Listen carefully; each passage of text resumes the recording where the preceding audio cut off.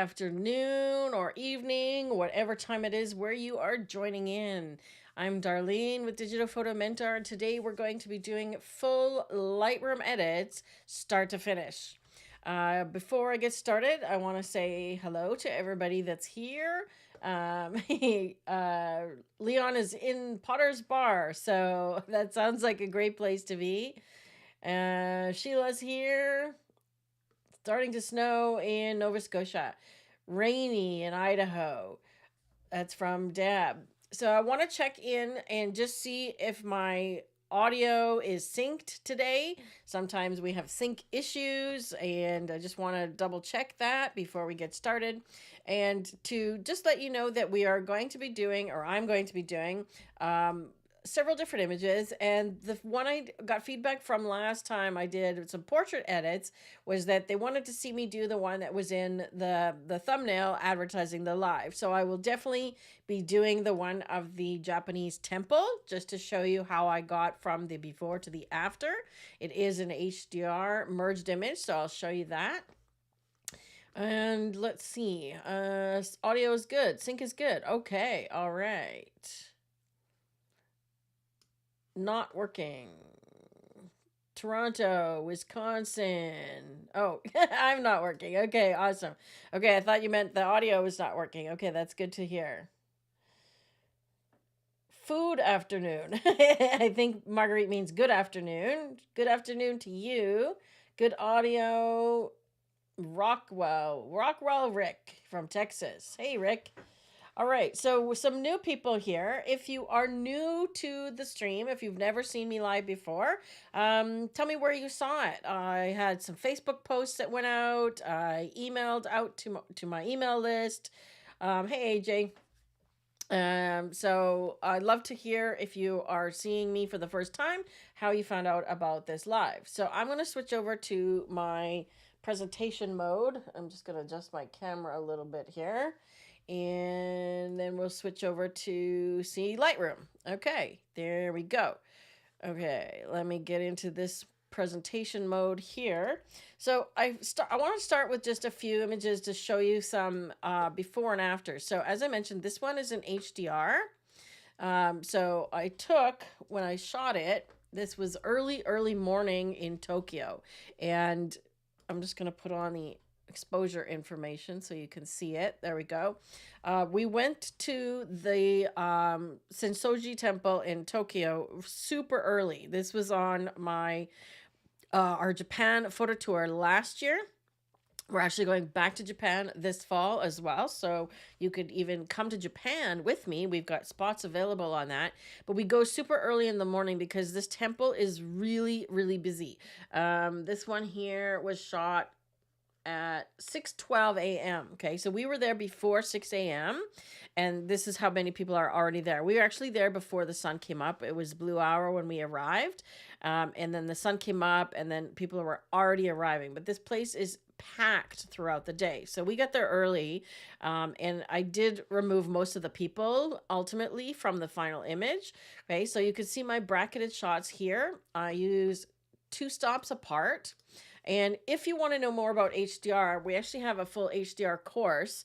And if you are a community member, you get that course for free. It's actually one of the webinars that I did there. So Rob, if you could please put a link to, I've mentioned a whole bunch of things already, the Japan tour, the HDR course, and the community. So I'll talk a little bit more about that later, but I want to show you my exposures here. Okay, so always 2 stops apart, bracketing just the shutter speed. So 1/125. So then the next one is a 30th, and then the final one was an 1/8. So they're 2 stops apart, and what I'm looking for is the darkest one. I want to make sure there's nothing clipping, so nothing on this right edge of the histogram, because I want to get the detail in the sky. And then on the brightest one, nothing clipping on the black. So I want to have detail in these deep darkest areas, okay?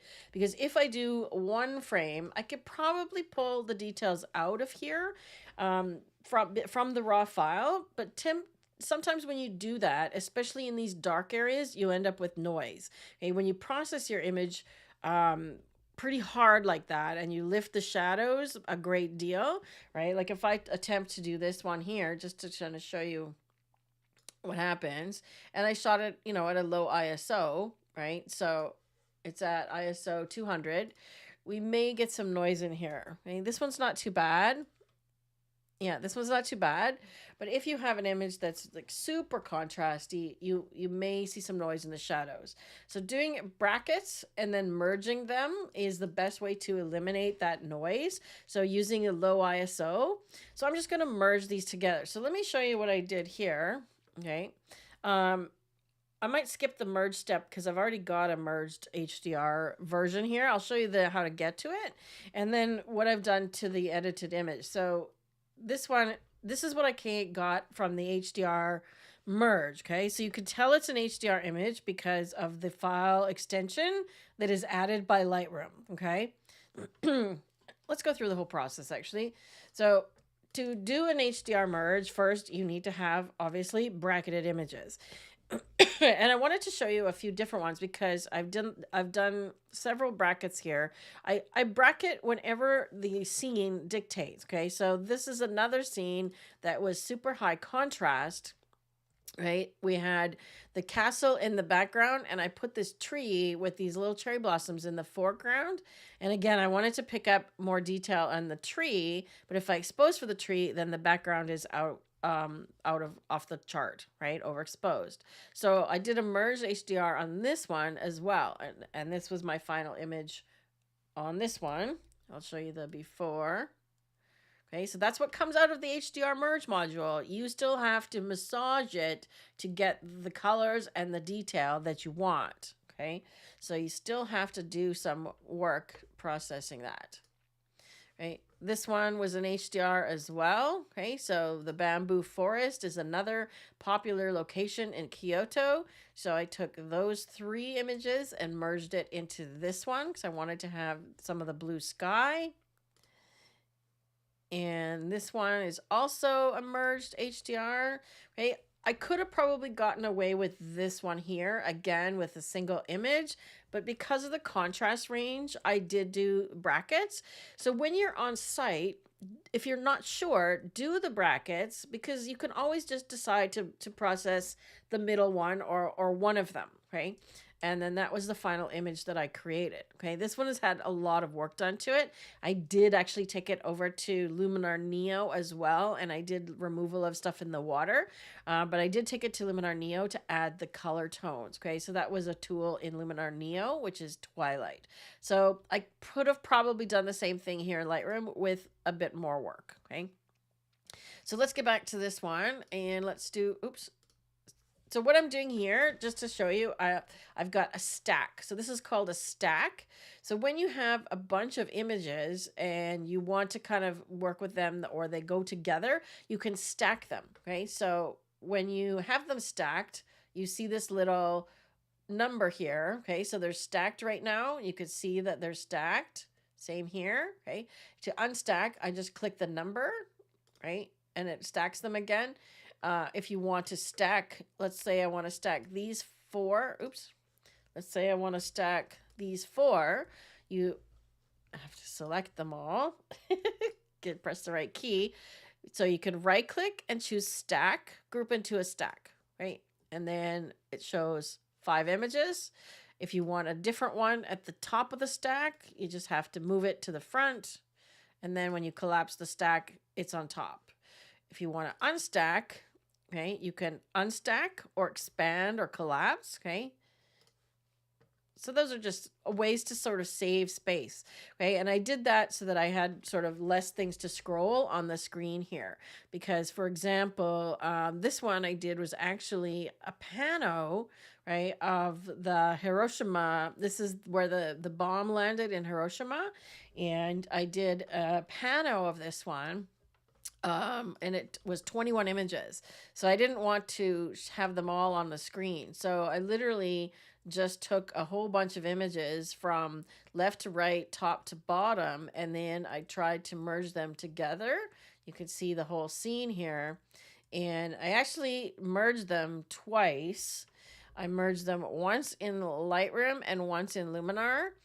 That was the Lightroom merge. It missed a bit up here, and the sky is kind of weird. I haven't edited this one at all. That was the Luminar merge, okay? And the sky was actually really spectacular. So it did a way better job. So I'm not going to be using Luminar today, but just know that in my workflow, I do often use Luminar Neo to finish things up. And sometimes I'll use it for pano because I find that it does a better job than Lightroom. So let me get back to these guys here. Okay, first I want to see if there's any questions here. Okay, I do see there are some questions. Aurora HDR. Yeah, that's an older one. It's an oldie but a goodie. If you've got Luminar Neo, it's now built into Luminar Neo, but if you don't, you can still use Aurora HDR, absolutely. Would it be useful to take care of the noise in individual images before merge to HDR? No, you don't have to actually. And if you shoot low ISO, you shouldn't have noise. But once you merge them, it's a DNG file and you still have access to the noise. So I'll show you that. Great question to know. When you are doing HDR, are you using a tripod? Yes, most of the time when you do HDR, you definitely want to use a tripod. Although I have done it handheld, you just have to be set. Then in that case, you do definitely want to use the auto bracketing. Okay. So most of the time, answer is yes on that one, Sheila. AJ says, do you use a camera histogram to decide to use bracketing? Yes, absolutely. Absolutely. And turn on your clipping warnings as well so that when you see what's clipping or what's not got detail, especially like a sunrise and a sunset is a perfect example because your foreground's going to be really dark and your sky is going to be really bright. Marsha bracketed in Iceland. Yeah, I could see that as well when you're doing exactly sunsets and stuff.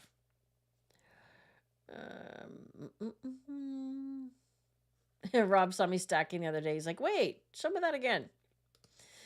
Danelle says, do you create HDR in diff images, handheld or tripod? Tripod, yeah. Venice, welcome. Bienvenido, I think is the Italian. Is that the right one? Bienvenido? Okay. All right, I think that's it for the questions. Okay, so let's get to merging this one. So to do your HDR, you need to have your brackets. Okay, then once you have them in Lightroom, you just have to have them selected. Okay, and then you can right click and choose photo merge. There's lots of other ways to get to it. Honestly, this is the way I get to it because I don't even know where to find it up here. I think it's probably up here somewhere, but mostly I do right click and then photo merge. Okay, in this case we want to do HDR. Notice you can also do the shortcut, which is Control H. Okay, so I could do a shortcut on the keyboard as well. That's another thing you could post for everybody watching. We have a Lightroom keyboard shortcuts cheat sheet available for you. So it's a one-page PDF of a lot of the Lightroom keyboard shortcuts that I use. I use them a lot, and you can download it for free. So Lee says, yay, community. We haven't seen you in a while, Lee. Hopefully we'll see you on Tuesday. We have a photography challenge upcoming. Okay, so now we're in the HDR merge panel and we have a few choices. I always check off auto align, even though I've done a tripod. Use the tripod, it's just a good idea. Auto settings is up to you. Sometimes I turn it off because what it does is it applies literally in the develop module, the auto button, right? So if I want to use auto settings, I can do that once I get there, or I can turn it off once I get there. Okay. So if I want to kind of just see the image better, I'll turn it on, but usually I leave it off because I want to do my controls manually. And we're going to talk about the difference between global adjustments and local adjustments. Okay. Because there's a big difference. Okay. Then the next thing is these are all about ghosting. Okay. So de-ghosting, right, means that if you have something that has moved during the exposure, as you can see here, these people are walking, okay? So if I turn it off, right, you'll see probably multiple people and there's more of a blur, okay? So you might see the same person twice and so on, okay? So if you have stuff that's moving, you can tell Lightroom to remove it. The danger with this is if you go super high and it uses the darkest image to remove things, you can get a lot of grain in your image. So you have to really watch out for that. So when you're using the deghosting, okay, the one drawback of the Lightroom HDR merge that Luminar actually has is it doesn't allow you to pick which image to fix the deghosting from, okay? So it usually picks the darkest image or the one with the fastest shutter speed because less things will be moving. Okay, so I'm actually going to just keep it on low, okay? This is just showing you in red where these things are going to be masked because I'm actually going to remove most of these people anyway, okay? So it doesn't really matter, okay? So the last thing is create a stack, which means that this image, when it comes back, it'll stack it with the other images that I use to make this image. So if you want to have your HDR nicely stacked, then do this, okay? If you have this checked off by accident and you can't find your image, check to see that it's stacked. So I'm going to leave it create a stack because I've got the other one stacked, so it'll add it to the stack. And then I'm going to merge it, okay? So if you come back to Lightroom and you can't find your image, okay, two things might be happening. If you have a custom order like I do, okay, meaning you've arranged these in a custom order because I'm in a collection, okay, or you've got them sorted by capture time or edit time or something like that, okay? So if you have them sorted other than by file name, what happens is your new image will come in at the bottom, okay? So if you can't find your image, check to see that if it's arrived at the bottom, okay? I'll just make my thumbnails a little smaller. So it might arrive at the bottom, okay? This one, okay, it's still doing it. You see it's creating it. Should come in here because I told it to stack it, okay? So it should join up with these three in a stack. Sorry, my nose is sniffling. All right, let me see what's happening here. Marcia says, do you use 3 image brackets? Do you use plus or minus 1 stop, 2 stop, etc.?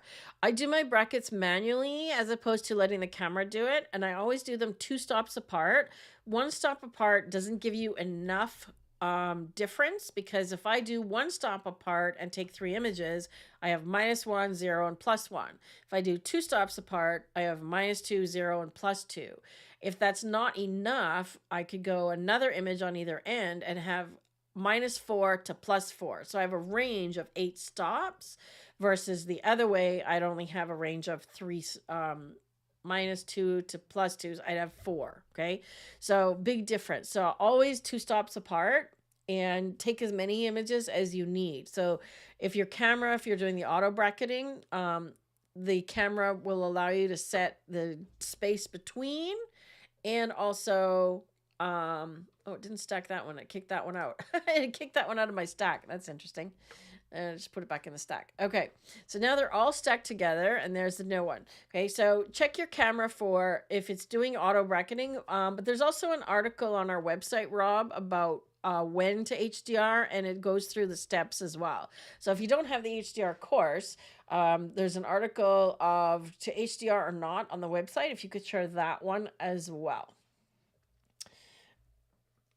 I was just talking about that. Hey, Lucia.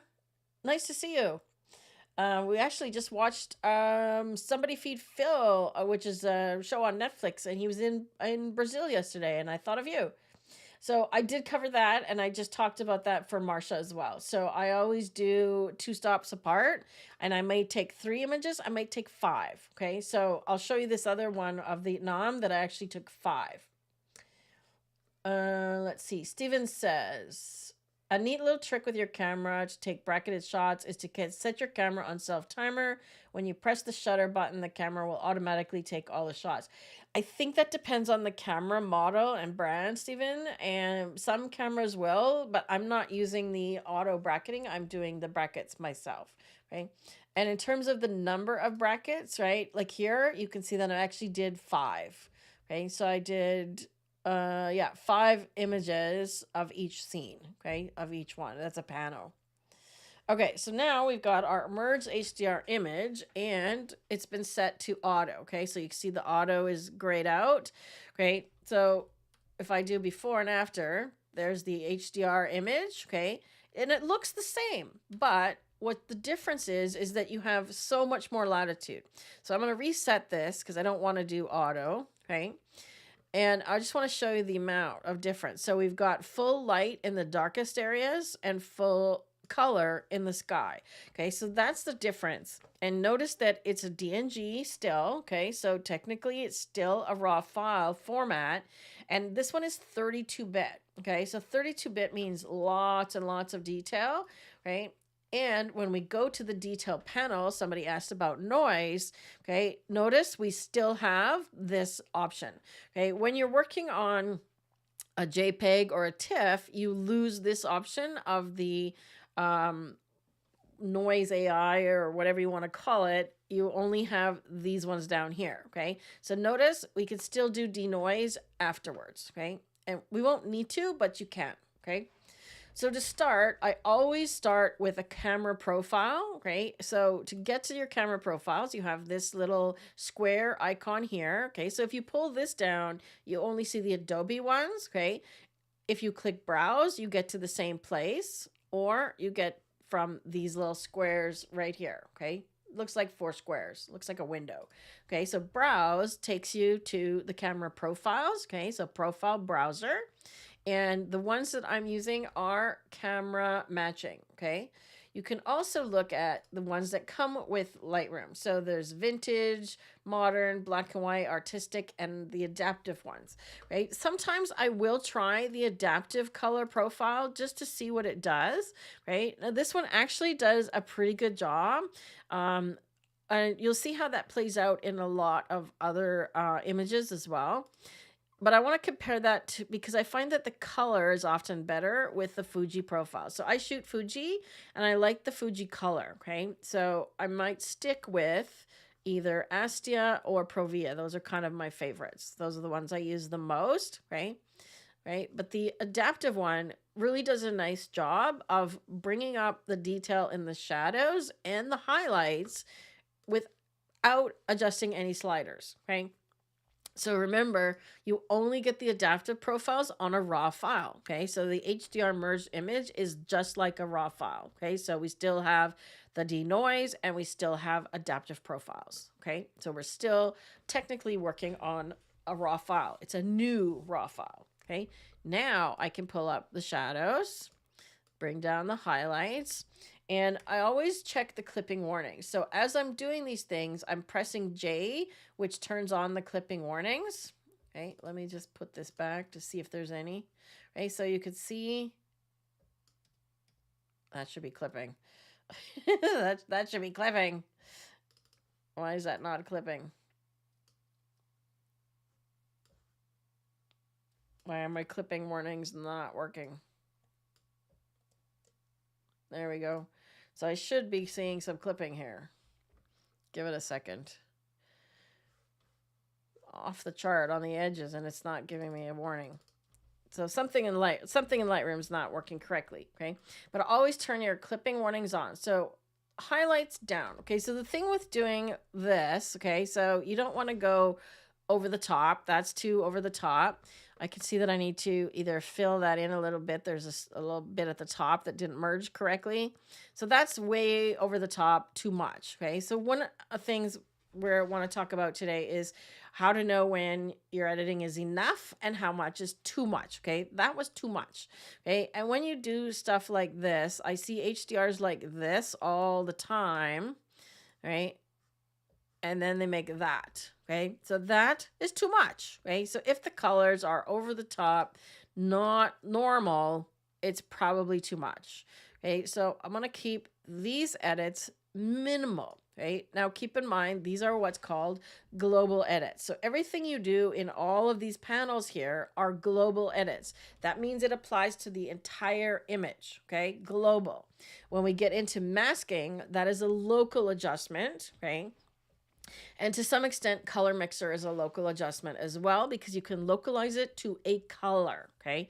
So I want to keep my global adjustments minimal, and then I'm going to edit the building separately from the sky and so on. Okay. Another quick trick in Lightroom, this is one of my favorite tricks, is setting what's called the endpoints. Okay. So notice that the histogram currently doesn't touch the top of the graph, and it's barely touching the bottom. Okay. Hopefully we'll get clipping warnings showing at some point. To set what's called the endpoint, it means that I want the white touching the edge of the graph here, but not going over the graph. So to do that, you put your mouse over the word white right here, hold down the shift key and double click. Okay, see what happened? It moved this slider up here and it moved the graph over. Let me undo it. Watch again. So watch the slider and watch the graph. Shift, double click. See how it pushed it over? Okay. Now I'm going to do the same on blacks. Shift, double click. I moved it a little bit to the left. Notice my histogram is more spread out now. Okay. So what you're looking for in a good histogram is white, not off the graph. So we don't want clipping. Okay. So if I hold this down on the Alt Option key, see, nothing is clipping. So when you hold down Alt Option and you click the slider, it will show you clipping. And black. Now black, I do want a little bit of clipping. So I'm actually going to go a little farther. So when you have good blacks, okay, you have contrast. Now in color, right, if you don't have good blacks, you'll lack color. So watch what happens to the red building, okay, as I increase the whites. Look at how dull it looks, or the blacks, as I take away the black, okay? As I increase the black, watch the red building, okay? It gets more intensely colored, okay? It gets darker as well, but of course, I'm going to brighten it, okay? Now, let's play with the color, okay? So I could add warmth and make the sky more yellow, okay? Or I could keep it cool. So I kind of like where it was, the original color, because it was blue up here and it went down to yellow here. But if I wanted to make it warmer, overall, I could brighten it, or I could bring it up just a little bit. Something like that. Okay, now we're going to get into local adjustments, right? I'm going to open my presets as well. So I use not a lot of Lightroom presets, but these are mostly ones that I've made myself. Okay. I do use a few of the adaptive ones sometimes that come with Lightroom, okay, just for shortcuts. But the ones I use most often are honestly this one here, adding an edge vignette. And all that does is goes to the effects panel and applies this here. So if I undo it, when I click this preset, watch the sliders on the right. Okay, that's all it's doing, is just affecting the sliders in the post-crop vignette. To see where your vignette is going, and I apply one on almost every image. This came up in a Luminar Neo Facebook group about what order to apply things, okay? It really doesn't matter in Lightroom which order you apply things, but I apply a vignette early in my workflow because I want to know what else I need to do with masks to minimize sort of the dark or the light edges, okay? So I want to darken the edges to bring the eye in more to the subject, which is usually more in the middle or somewhere, in this case, off center. Okay, so I bring the feather down to 0 so that you can see where the vignette is going. Okay, then I set the midpoint, which is the size, the roundness, and the density comes later. Okay, so I'm going to set the feather back up high. So I set it to 0 just to see it. And then I'm usually over 80 plus, because you want your feather on your vignette to be soft. Okay, so the higher the feather, the softer the vignette. If you leave it like this, okay, look at the vignette. You can see it. Okay, so you don't want to make vignettes that look like this. Okay, see how you can see the arch here? Okay, so be very conscious that your feather is typically way up high. Okay, I'm also not going to go too dark because it's starting to get the top of the building a little bit. So I'm going to just keep it minimal again. Okay. Something else that I do with every image as well is lens corrections. Now, because I'm shooting Fuji profiles come in automatically. Okay. So Fuji profile, my profile got applied when I imported the image. Okay. So I'm using a Fuji 10 to 24 lens. If yours does not get applied automatically, you need to check off chromatic aberration reduction and enable profile corrections. Then if it finds your lens, model, and make, it will apply it. Okay, so let's see what that's doing. Okay, so if I turn it off, it's not doing that much, apparently. Probably just some chromatic aberration. It should be fixing the distortion, right? If I want to correct a little bit of the building distortion, okay, so this is lens distortion for if you're using a super wide angle lens, it should show me a little bit more distortion than that. Yeah, see, it's correcting for distortion. Okay, so if I want to make it less sort of wide angle-ish, you can work with the distortion here. But you want to make sure you get rid of chromatic aberration. That is something that actually shows up a lot in HDR. And I'm just going to uncheck it here, okay, to see if we have any. Usually when you're using a wide lens, and where it shows up is on the edges of things. That's why I'm zooming in, okay? This lens is actually really good. So if you have a lens that has chromatic aberration, you'll see a red and green fringe around the edges of stuff like this, okay? So if you see that, make sure you check this box off. Okay, so the next thing I want to do is I want to correct the verticals a little bit because I'm low to the ground shooting up, okay? I'm getting this distortion, okay? But if I adjust it, you start to lose some of the image.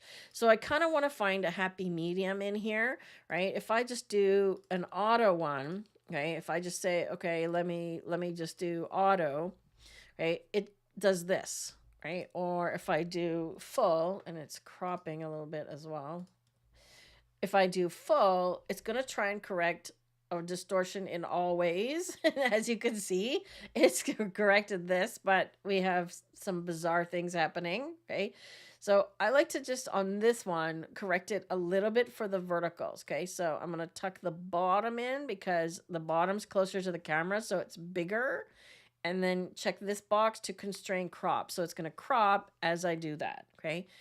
I also open the crop tool while I'm doing this, okay? So I can see what's happening. And as I move this, you see that it's cropping more and more, okay? So the further I go, the bigger this is going to get, right? I can decide to have a little bit more over here, but I'm going to start losing the edge, and I don't want to lose the edge here, okay? So I'm going to keep the distortion correction here to a minimal, right? Something like that. Honestly, when I'm using a wide angle lens, I get asked this quite a bit, you know, don't you want to correct for the distortion? I know it's a wide angle lens. I'm not that worried about it, right? So there's the before and after. So it's cropped a little bit, okay? Cropped a little bit and corrected the distortion a little bit. So that's kind of where I'm happy with.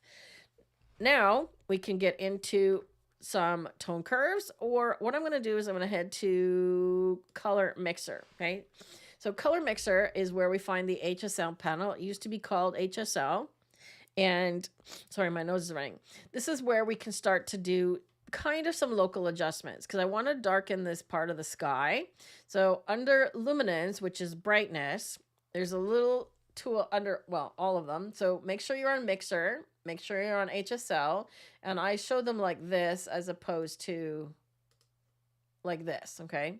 So I go HSL, and then I have luminance, saturation, and hue. So saturation is color intensity, luminance is brightness, and hue is tint, okay?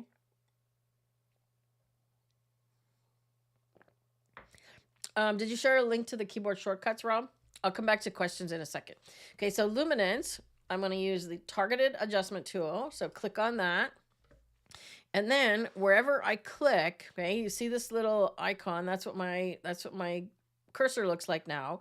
Wherever I click, watch the sliders on the right. Wherever I click and I go up and down, okay, down is darken, up is lighten. Okay, so it's affecting yellows and oranges. Okay, so I'm going to darken a little bit, but look what's happening. I'm getting the building as well and some stuff on the left. Okay, so I don't want to go too far. Okay, let me just undo again. Oops. I undid too many steps. Okay, to reset, just click here. Okay, so let me try that again. So I want to bring it down just a little bit. Okay, so I've got some color in there. And then here, okay, so notice that's affecting blue and purple, okay? So keep in mind that if I'm darkening too much, the top of the sky gets really dark and we start to get a telltale halo, okay? So that's a really good sign of you've edited too much. Again, when you get a halo around something. Okay, so I'm going to back off on the blue and just adjust the purple a bit. Now look at the sky. Okay, when I adjust the purple, I'm getting a little more definition in the clouds there. Okay, so see what that's doing. Okay, it's subtle on the sky. I can also brighten the building. Okay, so I've still got my adjustment tool selected. Go over the building. Okay, now it's going to go red and orange. So can you see the challenge? I want to go darker for the sky and brighter for the building. Okay, so I'm going to leave orange down and bring red up, but it doesn't give me as much as I'd like. So then we have to start to get into some local adjustments. Okay, so I've done what I can here. If your blue gets overly saturated, okay, if I go too far, and I might want to bring saturation of the blue down, but I might want to bring saturation of the red up. So I want the red building more. Maybe the orange and the yellow and the sky more. Okay, see how that's starting to come out? Right?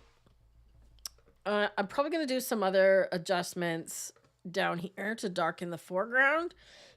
But I want to do some local adjustments on the building and the sky next. So that means we need to go to masking, okay? Most of these other things in here, Lightroom I find is great at color and tone. It's not really great at effects, okay? So if I want to do any kind of a blur effect, I'm going to have to go to either Photoshop or Luminar, okay? In this image, it's not a big deal. I want you to notice one thing. When I open one of these panels, okay, watch what happens. So I've got effects open. When I go to open basic, it closed effects, okay? If you want to do that, so I find that when you open one and then another one opens, that you end up scrolling like forever to get to your tools. Just right click on the word, okay? Any of the words and go to solo mode, okay? So solo mode, if I turn it off, now, when I open the panels, look, I got to scroll all the way because they're all open, okay? So if you go to solo mode, just right click, it collapses all panels except the one that you're using. So I use that on everything, okay? I do that in the library module as well. You can do the same thing here, okay? So right click and solo mode, okay? Let's go back to develop. So solo mode for me is essential, okay? You can also make your thumbnails at the bottom bigger or smaller just by dragging this little bar right here, okay? And we can turn the side panel off if we want. Okay, so now I've got another little trick that I've done with a mask and a preset, okay? So I have one that's called Lighten Subject, Darken Background. Okay, so that's the preview of it. It's not very good on this one, but I'm going to use that one on a lot of other images. I have another one, Lighten Subject, Darken Background, and Darken Sky. Okay, so it even makes the sky even darker. Okay, then I have one that's just Mask Subject and Background. I'm going to click it, and it looks like it doesn't do anything. But what it does is it creates the mask for me on the subject and the background and names them for me. Okay, so there's the background and there's the subject. Okay, if you're wondering why my mask and my image looks so weird, okay, so I have my mask overlay set to show it in red, but I've changed it here to do color overlay on a black and white image. Okay. So what happens is I'm going to see the red overlay, and everything else that's not selected as part of the mask is going to be black and white. So you can just have a color overlay like this, right? But if there's red in the image, that can kind of throw things off.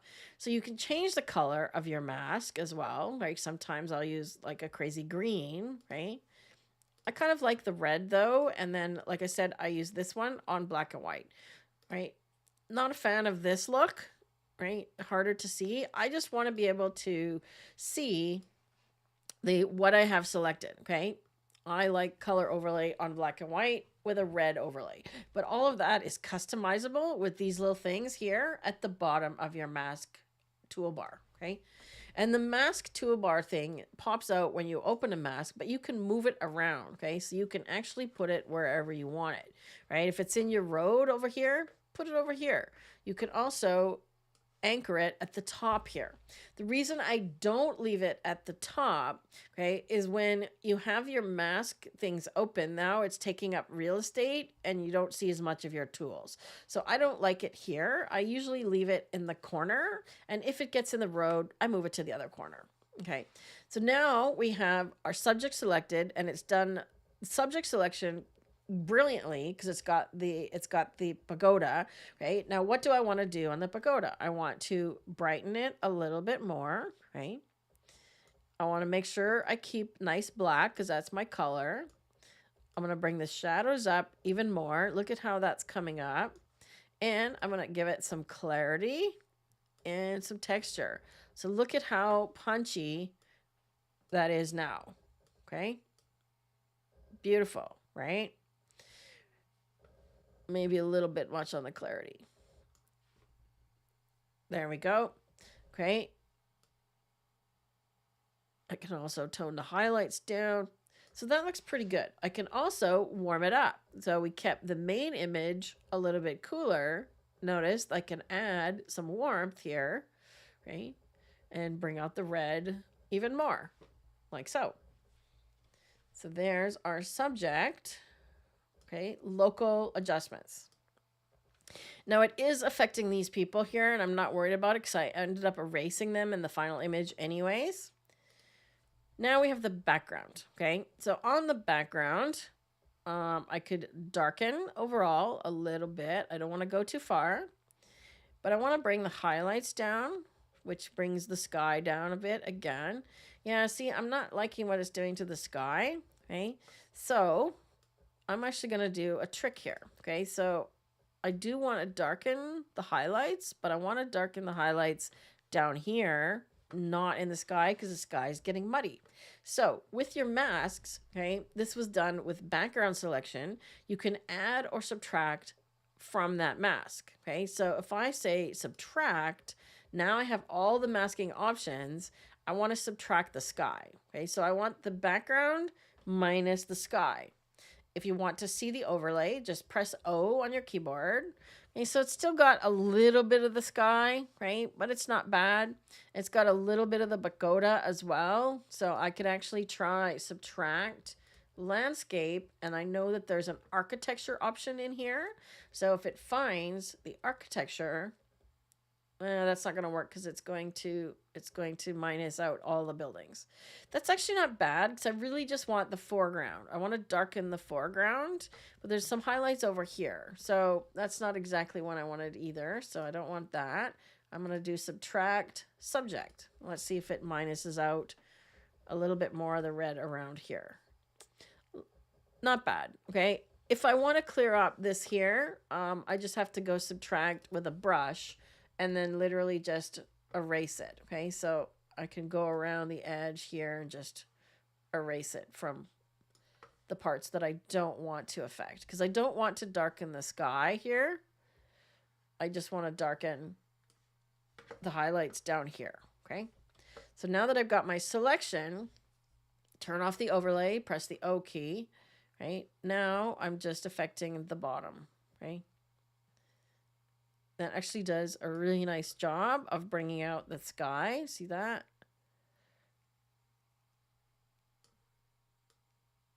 That looks pretty good. Okay, so I really want the buildings to come out, and that's happening there. See what that's doing? Like so. It's got a little bit too much there, so I'm going to make sure I'm on the brush here, and I'm just going to erase this part because it's darkening in here too much. The sun is down here, and it would not be that orange. Okay, perfect. That looks good. Okay, I can even brighten up the underside of this building here, the shadows a little bit. Also looks good. I still want to darken this foreground even more. Okay, so to do that, I'm going to use a linear gradient. So linear gradients come from the edge, so from the bottom up. So the more you drag it, the more you have the fade. So it fades between these two lines. For some reason recently, my Lightroom wants to automatically apply something on my masks. Okay, so it applies between these two lines. Okay, so the further apart you put them, that's your fade area. Okay, but I want it to just apply to the bottom part here, like the sidewalk. Okay, I could have just done man-made ground as well instead of a radial gradient, but I wanted to get sort of their feet too. Okay, then I'm going to do subtract subject because I know that will get rid of off of the pagoda. Okay. Okay, now this is too dark, so I'm just going to make sure that it doesn't go too far. Remember, add black, right? Keep texture.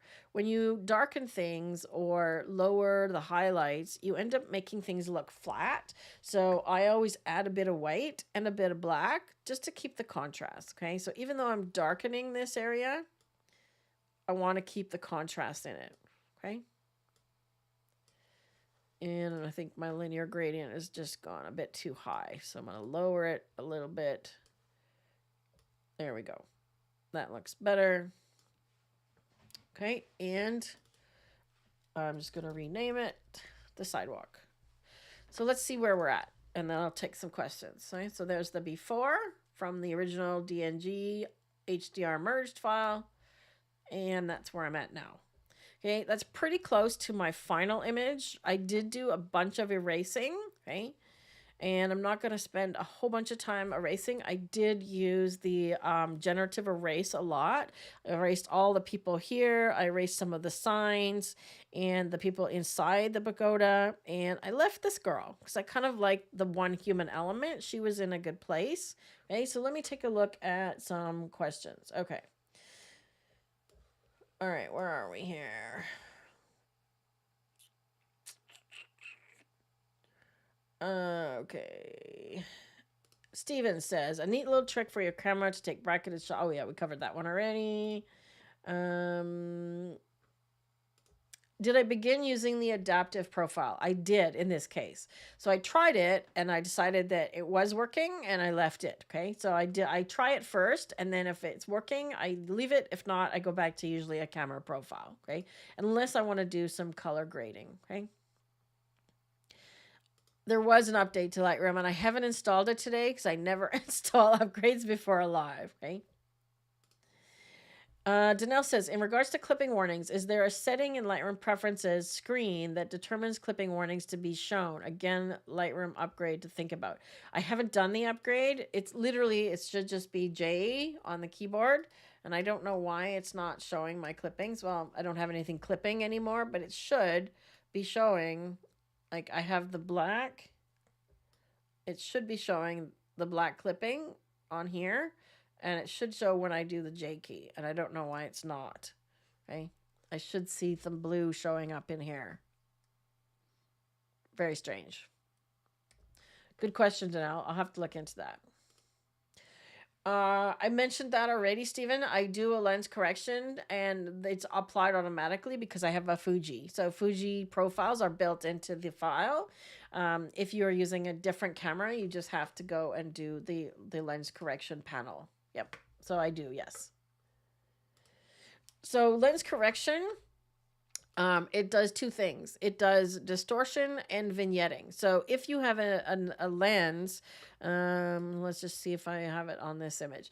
So again, see, because I'm using a Fuji, right? See how it says built-in lens profile? So I don't even have to do this, right? So on the original bracketed shots, right? Same thing. It's grayed out. It's automatically applied. Yeah, it's oh, this one is different. Okay, so this one didn't automatically get applied, means that Lightroom picked it up. Oh, now my clipping warnings are showing. Excellent. So in a raw file, this one was taken with, what camera is this? This might be my X100F. Where's my metadata? No, this is my 18 to 135. So this one was applied automatically, built-in lens profile, right? So the other one, the 10 to 24, obviously isn't automatically picked up. So if Lightroom picks it up, let me see if I can turn it off. Yeah, I can't unturn this one off, unfortunately. But what it does is when you have anything that has distortion, a wide angle lens with distortion. Here, let's see if this one, let me see if it shows on this one. Okay, so if I turn it off, we get a wide angle distortion on the edges of the images. Yeah, it's not really showing it. There we go. So see that? It's kind of stretches out the edges, okay? And with an edge vignette, okay, what happens is when your lens often has dark corners, okay, so it's fixing that as well. So that's what the vignetting is it's fixing your lens darkening the corners of your image, okay? So it's fixing distortion and vignetting, and then also where you have your chromatic aberration. If you find that you still have a color fringe, here, let's zoom in on this one and see if I've got any kind of chromatic aberration here. If I turn this one off, no, this lens is really good. Yeah, see, there's nothing there. I'm looking for a fringe and I'm not seeing it. Might have it on a different lens. Let's try this lens. Okay, so this one is applied automatically. Again, where you see chromatic aberration will be on the edges of the image between something light and something dark. There's kind of a little bit there. Yeah, I'm not seeing it there. Okay, so that's what your lens profile does, is corrects for inconsistencies in the actual lens itself. Okay, and distortion. Hey, Daryl, yay! She was having trouble signing in and joining. So yay, I'm glad you got in and you're able to comment. Yay! Can I mask the sky and then use the sliders to change the orange? Aha! Coming to that, Danelle. There is no HSL sliders in the masking tools, and that has been my pet peeve with Lightroom forever, but now you can use a different tool. Yeah, she was having trouble signing into her Google to see it at home, and she was able to get it on at the U of A. Do you remember Daryl, Rob? She came to Nicaragua with us. Do I have a preset? Cindy says, would love to create a mask like that. The preset that creates the mask. Do you have a video that shows how to do that? Yeah, in the Lightroom course, Cindy. Do you have my Lightroom course? I actually show how to do that in the course. I can show you guys how to do that though. Why is there a purple blob in the second layer? Ah, I see it in the middle. Yeah, I see it. It looks like a light right here, to know, in the middle. I think it's just a light. It's like a, what do you call it? Lens blur. A lens. I can't even think of the word. It's like a bokeh. Why can't you place the linear gradient all the way to the bottom? It is all the way to the bottom, Stephen. Let me go back here. Okay, so when you place a linear gradient, it's always from the edge. So if I turn it on, okay, it's always from the edge of the image up. Okay, so when this is the fade area, and below it, it's always going to be at 100% up here. So at the top or inside one, it's going to be 0. There's going to be 100. Okay, so the further I move it up, okay, You see that? So it's masking off the subject, remember? So the mask starts at the edge, so it's always 100% below the gradient, leading up to with a fade zone. So then it fades from 100 to 0, and then 0 up here. Okay, so again, wider fade, narrower fade, placement. Okay, so it is 100% at the bottom. Okay, good question.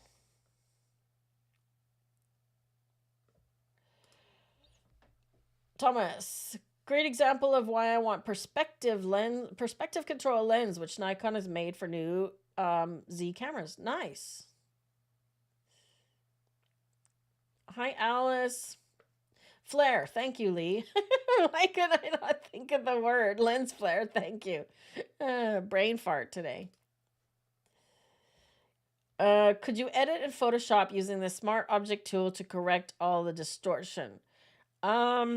Yes, you could, but to what degree? I mean, you're going to end up pulling this down so much that this is going to get gigantic. At some point, you're going to have to say you have to live with some of the distortion. Okay. If I'd wanted 0 distortion, I should have shot from a higher camera angle. Okay. But I wanted to get underneath here and underneath here. I wanted to see up into the temple, right? If I had a higher camera angle, I wouldn't have got those.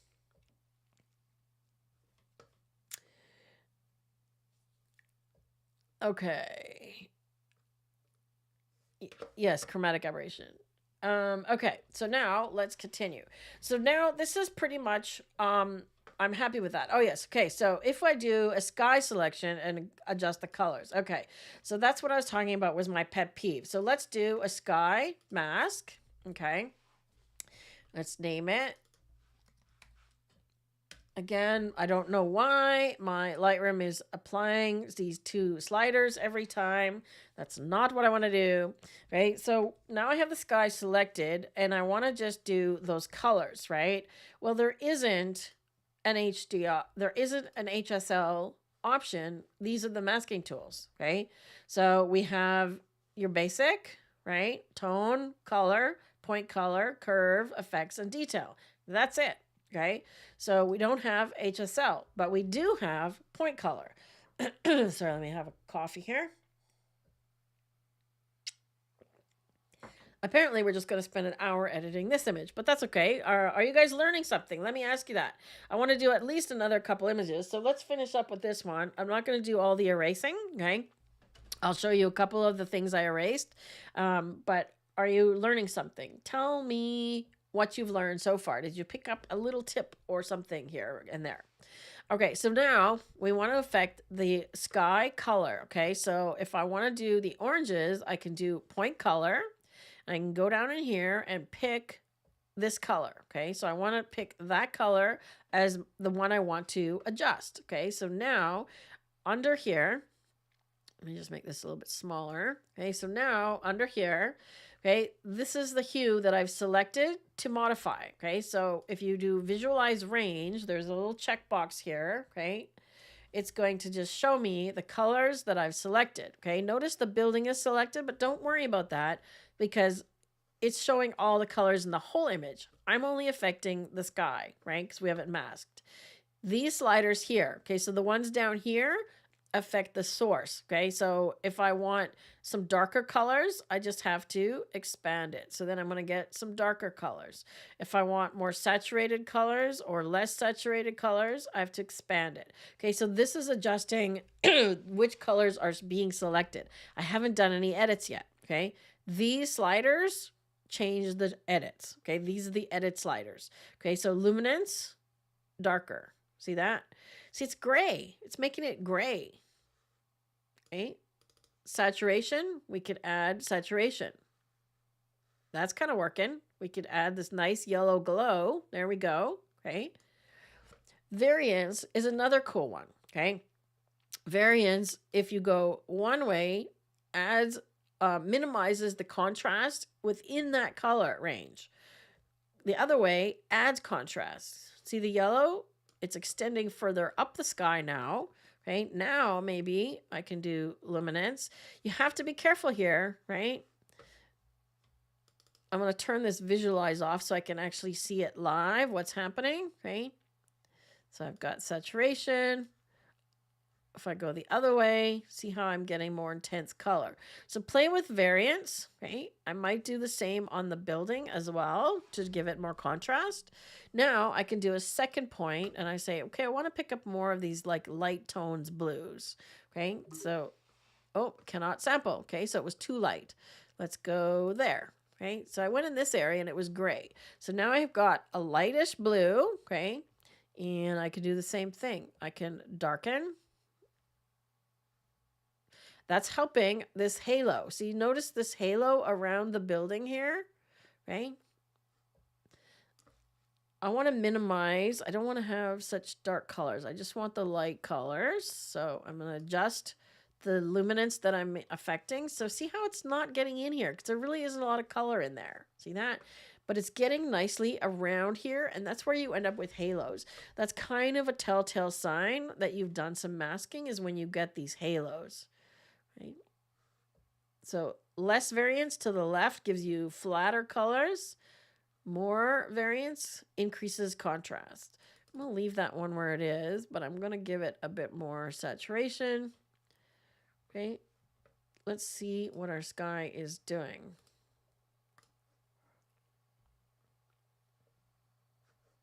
So if I hide it, it's giving us more definition, and I think I've gone too dark with this one, so I'm going to just come back a little bit. There we go. Okay, now we've already got the subject selected. So if I want to do the building the same way, I don't need to do another mask. I just have to go to this mask, right, and apply point color. See, we've already got some adjustments on the building, right? So let's do point color, red, right? Now we can see that I've got this selected.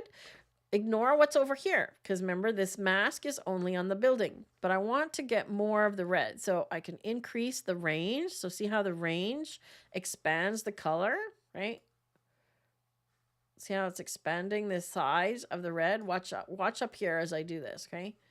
See, less colors, more colors. It's picking up more of the darker colors as well, okay? I can expand it this way. Right, make a bigger selection. Okay, so this is just a selection. I haven't done anything yet. Okay, now I can increase the variance, which increases contrast, or decrease. See how it makes it look flatter? Okay, watch this area here. Right, watch this area here. I'm going to turn this off. Okay, so variance increase, contrast, decrease, flat. I like the contrast. I like that. Okay, we could give it a bit more saturation and we could brighten it. See that?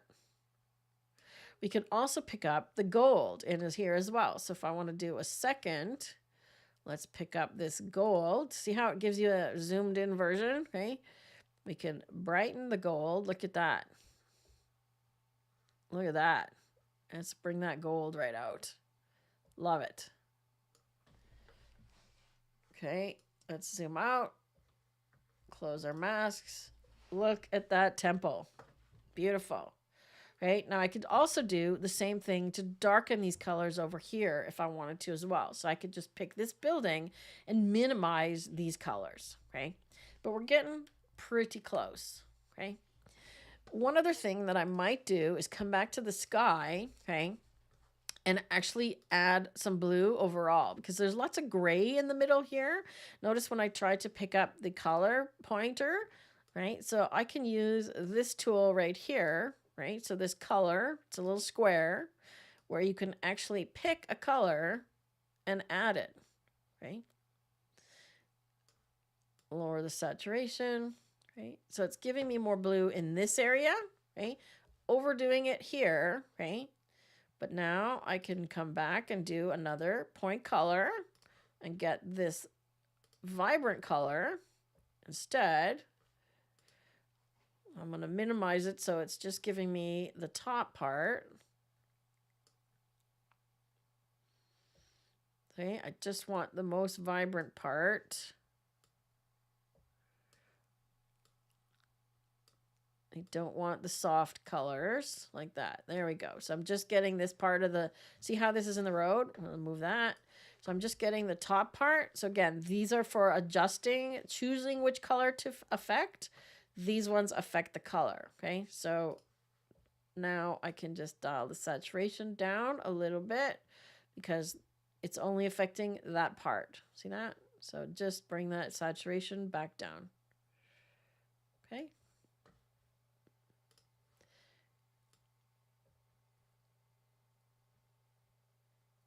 I'm still careful about that one. There we go. Okay, so there's our before and after. Look at the temple sing. Okay, I might have gone a little too far on that one because it looks too bright now. So again, always revisit, always redo, like look at things a couple of times. Okay. This one I might have gone too far on the luminance, so I'll bring that one down a little bit because I don't want it to look fake, right? That looks fake, right? You can also shift the color, which I didn't do. Okay, so if we want it more orange or more red, I think it was more of an orange color. So I'm going to go more like that. Right? Now, in terms of deleting all the people, right, we can use our erase tool. And remember, there is a new tool at the bottom for distraction removal for dust. It does an okay job if you have sensor dust and people. So let's see how well it does.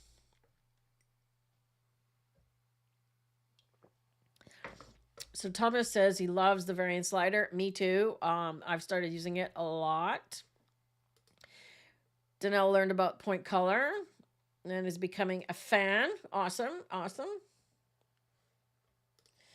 Sheila says, I'm glad the fellow asked about the linear gradient as I forgot the edge starts at the bottom or the side, depending on where I, start from, right? If I started at the side, it would be the side.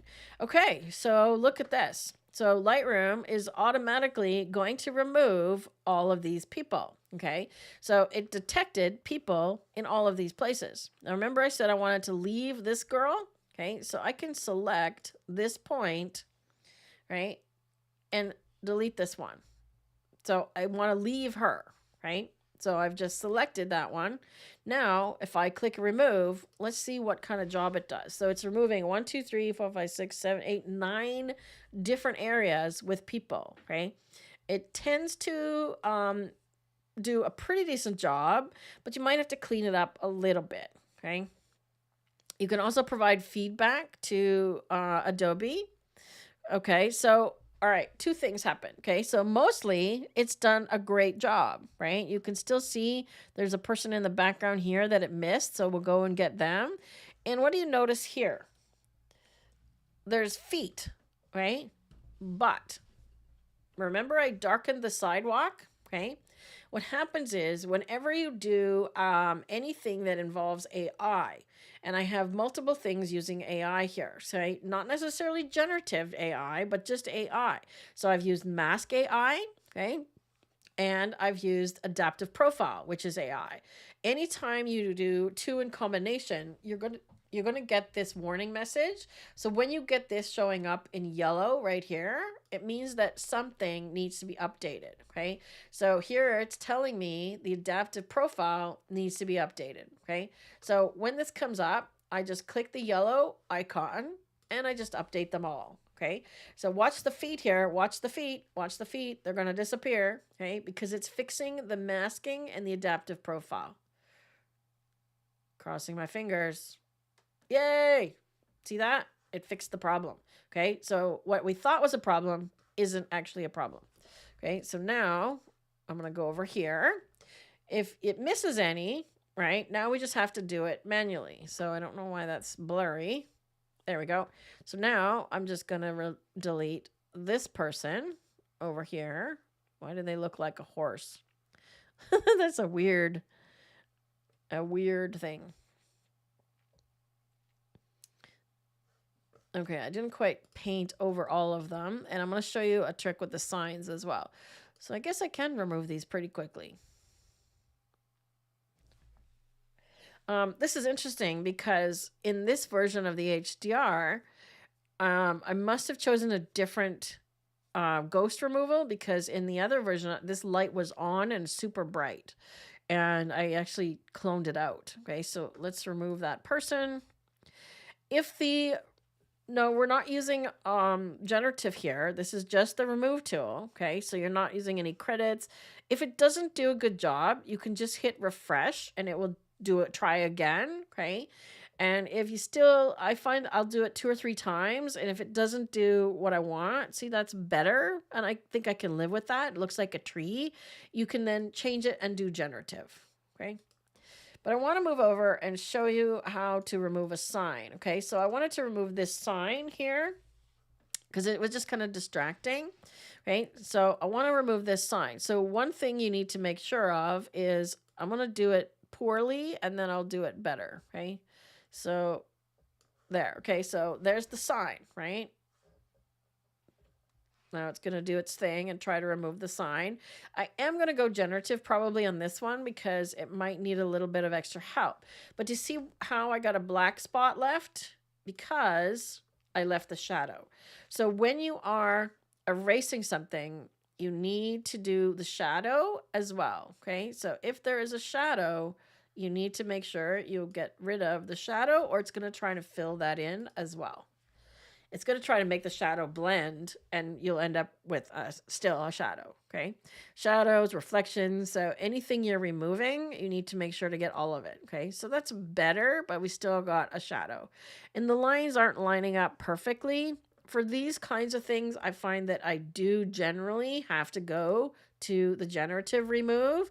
Okay, so this is where you're using your Adobe credits, and it is using AI in the cloud to fill this in. Okay.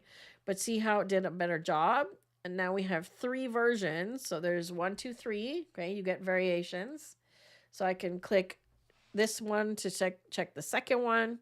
See, it still looks like there's a bit of a shadow on the wall. And I'm trying to see if I can get rid of that. I might have to do a second one to get rid of the shadow, or refine my selection area better. That's not bad, right? I'm going to zoom out and see, there's still a bit of a shadow there, but it kind of looks like it could be a shadow of that. Or I'll come back in and refine my area a little bit. So that's with the brush. Yeah, I'm still getting a little bit of darkness from here. So I'll just take a bigger area, right? And remove it one more time.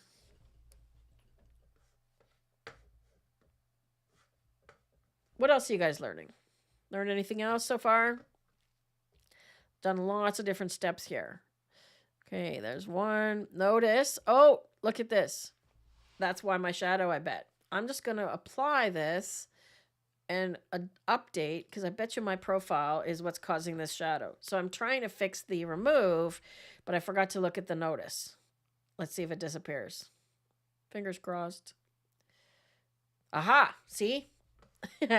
So because that was there, it was still, that area wasn't being brightened by the mask. Okay, so let's go look at this one.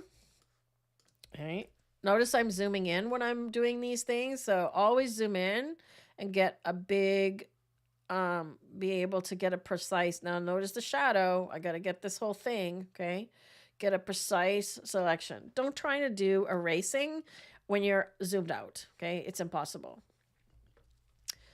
Let's see. Well, that's no good. Let's try refresh.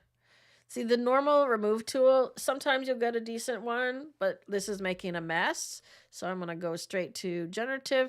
I could try heal and select an area to the side, but I'm going to go straight to generative because I know it's going to do a faster job. And I noticed there's a person over here, or part of a person over here. Okay, there we go. That looks good. Let's just see if I can get these lines lined up a little better. And once again, make note of this this warning notice. That looks better. Okay, and again, let's update. Okay, you could do the update at the end, but if you want to make sure that your edit is good, do the update every time. There we go. I'm just going to remove this person's feet. And the normal remove, it defaults back to normal remove, okay? That's good enough. It just made them into a tree. Like, all I want to do was just get rid of their feet. That works. Okay.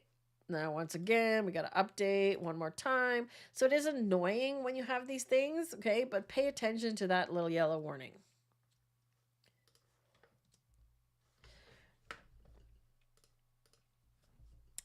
Marguerite says, I didn't know you could choose which people in a scene to remove. So notice when I clicked on remove people, it selected everything, and sometimes it'll miss some people, okay?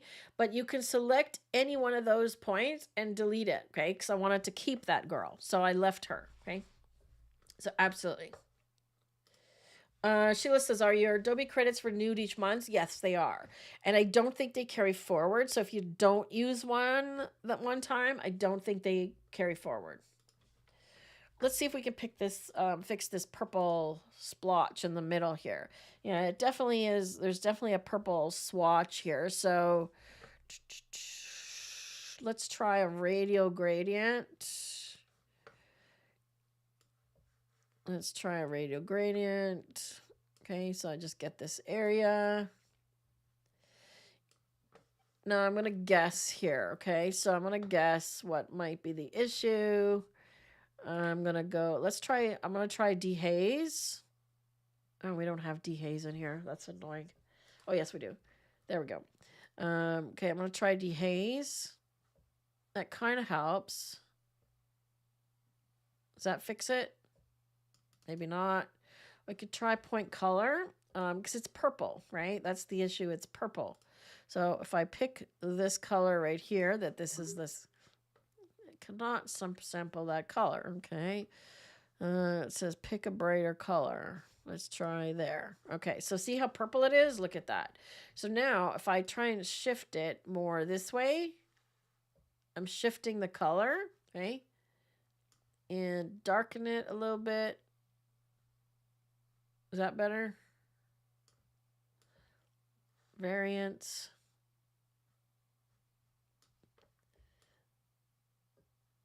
Let's see how that's working. Is that doing its thing? Again, it's very subtle, right? We're just trying to get rid of that purple.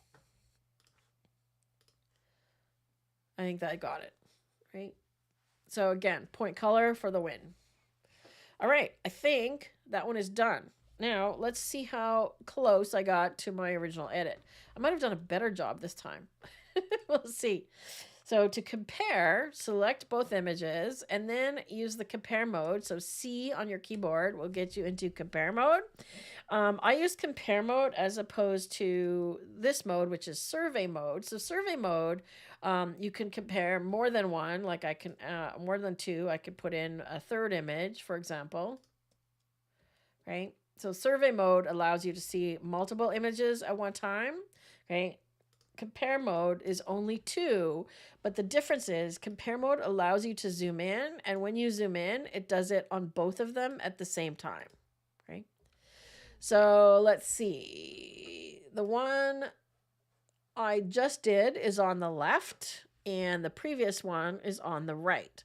Okay, so looks pretty similar. I brightened the pagoda a little bit more in this one, and I got a lot more color out of the sky as well. So I'm pretty happy with that. This area here on the left is the one that I said was different. Okay, so when, for some reason, see how this got toned down? This light here, I cloned out the light because, will it show me the before and afters? No, it won't show me before and after. Shoot. Okay, this one here, okay, if I take it into develop, is this the one I just did? No, I want this one. Okay, this is the one I did previously. When I show you the before, watch this area. Okay, there was a whole light fixture here. So I cloned out the whole light fixture and it brightened up this. See that? For some reason, it was a lot brighter, right? So I like the edit I just did today better. and I'll be updating this one in my my portfolio page. See how there's a little bit of a halo around the pagoda? Can you guys see that? Like what I'm talking about is the difference on the sky between the sky. Like, can you see? It's just a light outline around it. Whereas here, I fixed that, okay? And how I did that was I just did a quick mask. So I'll do probably the same thing on this one, where I just darkened the sky a little bit in this area. I did a point color and masked it in to just around the edges, okay? So I do need to take care of that halo. So when you back out, you can see the halo, right? So you have to watch out for those things. Does anybody want to see how to do that?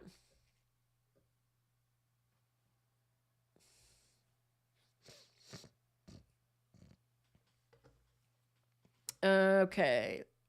Question? Anybody want to see how to remove that halo? Because that's a problem that happens a lot, right?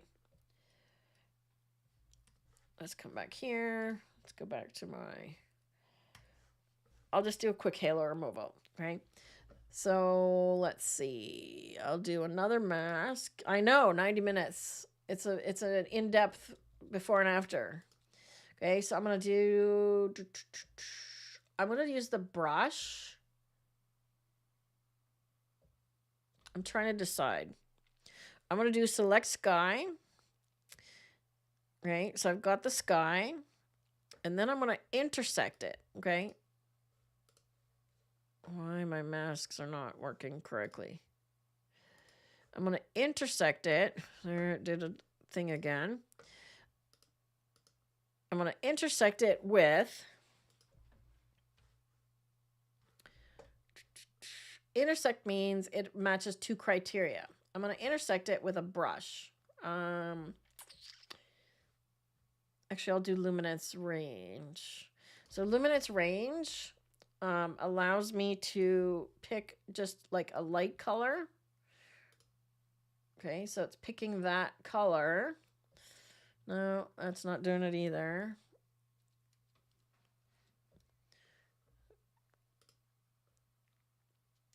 No, that isn't what I wanted. I forget how I did it now. Let me go look at the other one. There's multiple ways to select things. See, I didn't name this one. That was my bottom. I think I did this one after. Come on. Come on, Lightroom. It's not showing my keyboard shortcuts. Okay, so that's that one. I've done something in the sky, I think. Yeah, there we are.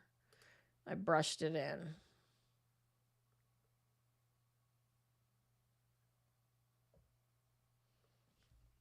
I brushed it in.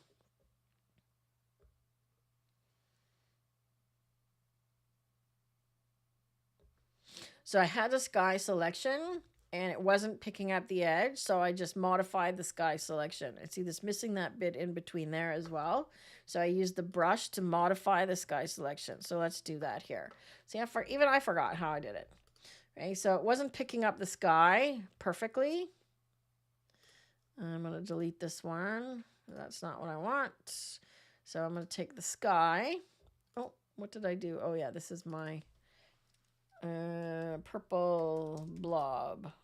I'll just call that purple blob. So there's my sky. And it's not picking up the edge there. So I'm going to add to it with a brush. And all I did was I used the auto mask. And I used a large feather. And I zoomed in. Probably even more. Right? And so you're looking for, what I'm looking for is just that it's not picking up in here. So I'm literally painting in these little edges here, right? So I want to make sure that it's picking up in here just to get rid of this halo, okay? So I'm painting around the edges. So I'm just adding to the sky mask to make sure I don't have that halo. That looks better. Right? Okay. Bob says, Darlene, this is great. I tend to use Photoshop more than Lightroom, but my go-to is Luminar Neo. I enjoy the use of masking and gradients. Awesome. Okay, so all I did to remove the halo now was go and modify the sky mask. All right, let's do at least one more image. Okay, so let's get back to some images here. All right. Any questions about that one before I move on? I want to do one from Vietnam as well.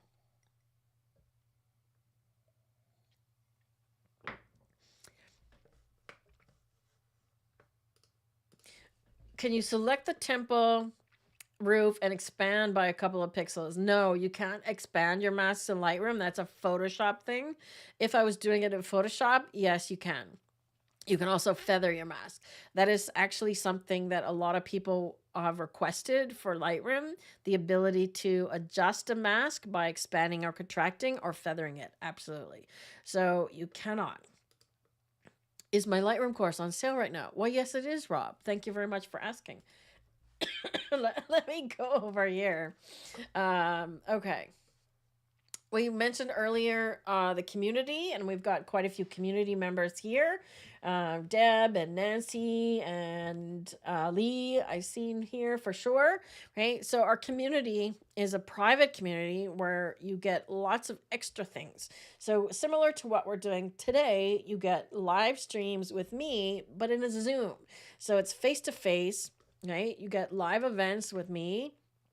We have photography challenges every month. We edit photos together, full Q&A with me. And the photography challenge this month is things around the home. So people are entering. Oh, there's Cindy's kitty. Oh, Cindy's here too. People are entering their images, and each month you get a chance to win. And I think there's only about 10 entries this month. A private tutoring session with me, which is worth $75. You also get access to all of the past live event recordings that we've done for a year and a half. So there is tons of value in here. So all of the Q&As are recorded. Everything's recorded. And usually I put in, like this one is a good one, I think, a list of all the things we talked about, links to stuff that came up during the discussion, and so on.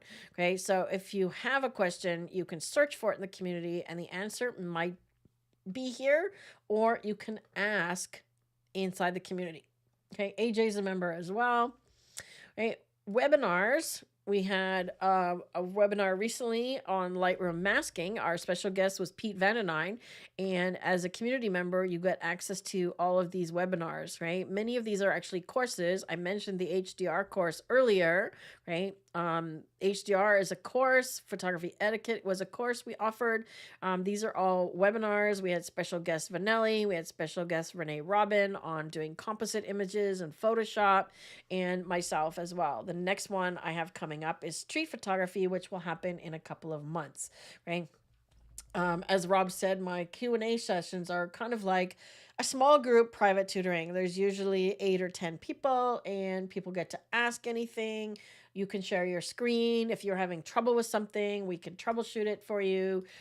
Community members are also really quick to answer questions here before I even get to them, right? And if you are a course owner, one of our courses, you can participate in these areas as well. Okay, so our Luminar students participate here. Our Lightroom course participants participate. I can't say that. I made myself a tongue twister in this area. Okay, so that's the community, but Rob wanted to show our course. So our Lightroom course currently is on sale as well. And if you go to this page, Rob is going to share this page, right? Or I could, because I'm already on this page, right? You can get the course for 30% off currently. Okay, so it's on for 30% off now. We're going to be taking it off sale soon. So if you see this video and the course isn't on sale anymore, there is a coupon for you, or there will be a coupon for you, code in the description area of the video if you're watching this recording and it's not on sale anymore. Okay. Tours. I mentioned Japan. If you want to come to Japan, we're doing the fall colors of Japan this year, right? You could come to Japan with us, with me and Daniel, who is my tour partner. So this is his website, and I work with Dan. So it's not our Digital Photo Mentor website, but this is me, right? You can see tour leaders. There I am. And some of you have met Dan previously if you've come on a tour with us. We only have one spot left for Vietnam. Okay, so there's that guy. I'm going to show you some pictures of him right away. One spot left. So if you'd like to come to Vietnam, last chance. All right, so let me come back here. I'm going to let you vote. So I want to do two more quick things, okay? I wanted to show you just this one. I'm not going to do this one because this is a really extensive one. But I want to show you like the brackets here, okay? So I mentioned bracketing earlier. So this one was actually, I think I'm missing one here. There was actually 5 of this one. And I bracketed it top to bottom, okay? So that was sort of the middle. And then I did the ground, okay? So the bottom. And then I went back up and I did the upper part of the sky because I wanted the clouds. Okay. So yeah, that's a different one. Okay. So then I merged them together and I ended up with a vertical. Okay. So top section, middle section, bottom section. Okay. But I shot them horizontally and then merged them. So that is a full HDR pano merge. Right. And you can do the same process in Lightroom that I did here. So you just get to it with photo merge, HDR pano, okay? So it'll merge the HDRs together and stitch the pano all at the same time, okay? I'm not gonna do that one because that's a lengthy process, but I wanna show you a black and white edit, okay? So I want to talk a little bit about black and white, and I did a full live stream. Rob, if you could please share the live stream. No, Japan is not sold out. Japan just got launched. We have 5 sold on that one. So we're half sold out on Japan, and Vietnam has 1 left, okay? I did a live stream on black and white conversions recently, and I did talk about like what kinds of images work best for black and white, and anything that has contrast where there's light and shadow, I instantly think black and white. Now this fellow was our guide that came with us on a few places in Kyoto, and we went to this little temple and he was explaining, and just the way he was sitting, I loved the light on his face, so I had him pose for me, position him against the dark door so that his face stood out, and then I cropped it real tight to get rid of the roof. Oops. I cropped it tight to get rid of the roof part because it was too bright, and straightened it and made it into a nice high contrast black and white. So I want to make a black and white conversion, and I want you guys to pick which one you want me to do. Okay, so we're going to call the little leaves number 1, the pagoda number 2, and the tree number 3. So what I'm looking at, so vote in the chat, 1, 2, or 3. What I'm looking at when I see an image and I think, okay, I want to turn this into black and white, is I love contrast and texture. Okay, all of these 3 images have those things. This one here with the little cherry blossoms stands out against the dark spruce trees. The green leaves stand out against the rocks, so I can enhance that even more in black and white.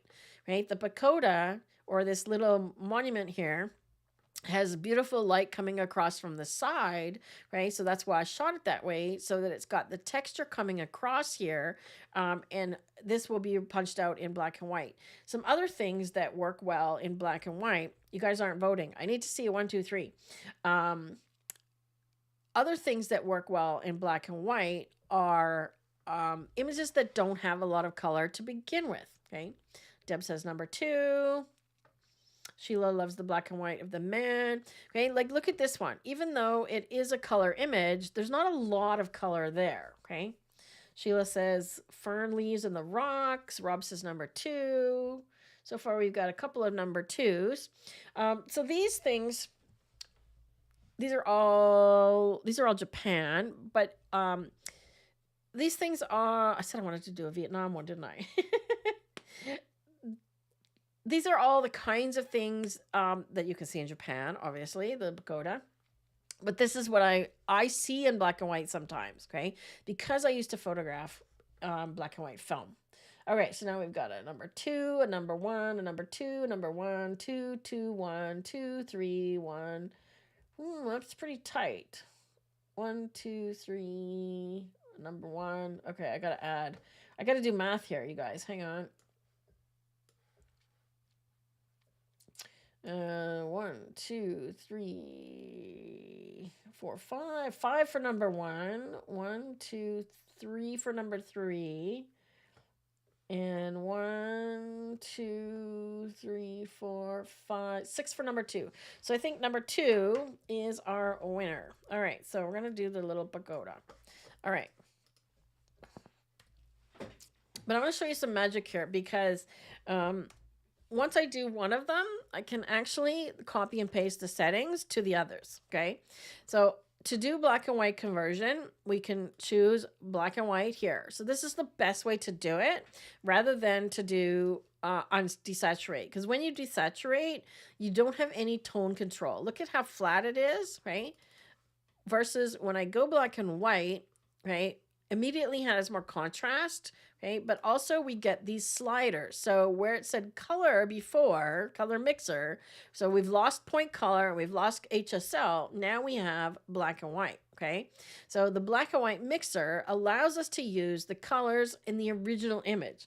So there's our before and after. So look at the background, okay? So if I want to darken the background, I'm guessing it's wood, so it's going to have some orange, right? See that? I was right.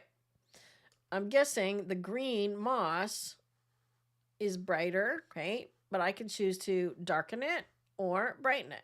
I kind of like it darker, right? Yellow, same thing, okay? So we can darken or brighten. Let's see if there's any blue. Indeed there is. So this one, I'm actually going to brighten. So I'm shifting where things are, right? Let's see. I'm shifting the tones just to create more contrast. See, look, there's even magenta in that background, okay? You have to be careful again of going too far because if you go too far, this one's got lots of highlights in the bottom. If you go too far, you end up with sort of chunky looking edges, okay? They don't look smooth. Once I've done that, I'm going to choke on my coffee. Then I'm coming back and I'm going to do the shift double click. Okay. So notice how it increased the whites and the blacks, right? And it gave me more contrast. So I'm going to double check this and make sure. So there's a little bit of clipping, but I want more black. Okay. So I want lots of black and a rich, I want black and white to be really contrasty. Let's just bring the highlights down so they're not clipping and might bring it just a tad darker overall. I'm going to use my preset for my edge vignette. Oh, I was going to show you the subject select thing, right? So preset for my edge vignette. I actually might go with the strong one. Ooh, look at that. I like the dark edge on this side, but not on this side. So I'm going to go with a medium vignette, okay? And then I'm going to just use a linear gradient. And I got to it with a keyboard shortcut of M, right? I'm just going to darken. And I'm going to see if I can subtract subject, if it recognizes that as the subject. It did. Perfect. Okay, so that's what I'm doing, okay? So the edge is getting darkened. Like so, but when I bring it in, it's not affecting the subject. See that? So I'm darkening that edge. Lovely. And I might bring my vignette back a little bit because I don't want to darken these corners too much. Okay.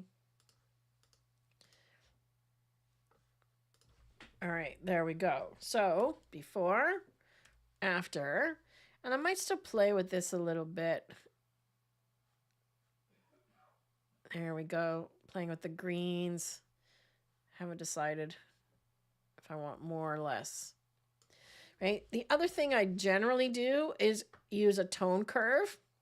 Now I've got some presets for medium contrast.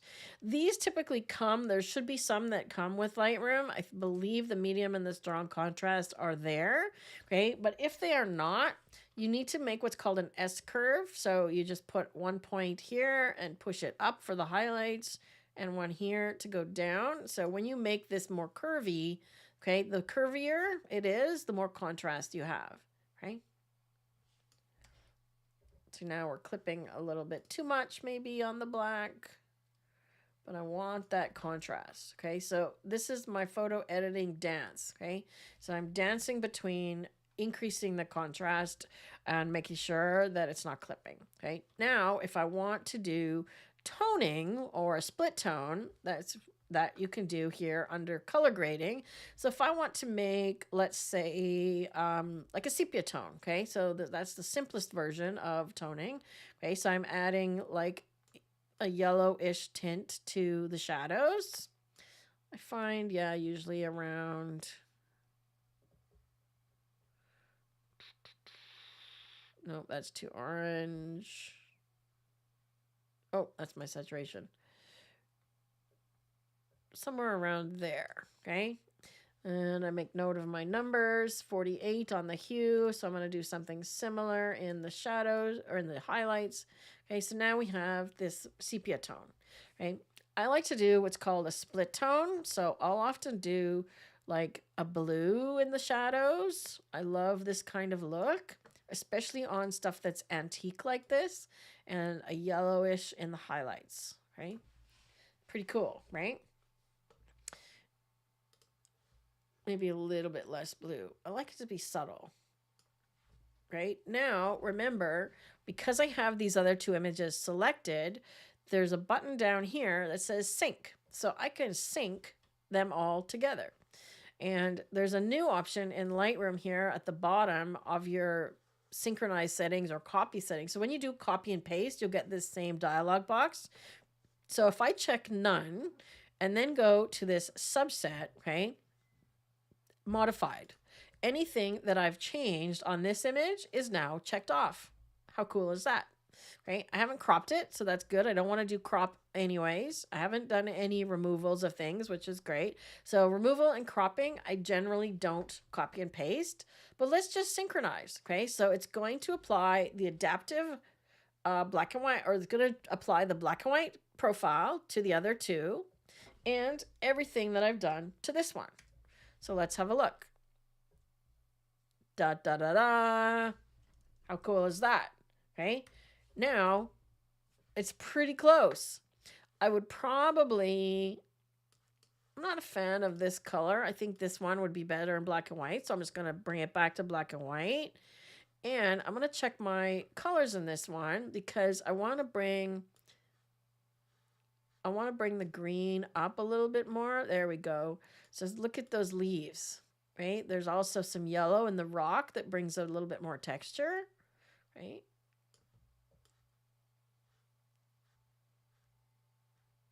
And I just go from one side to the other, right? I go from one side to the other to see what's happening and where I want to fall, okay? The big difference here is if I had done the default, okay, that's what you get, flat.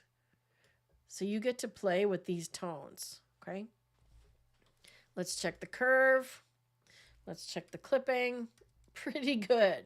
It's pretty good, right? For some reason, I think I want to crop this one as a square.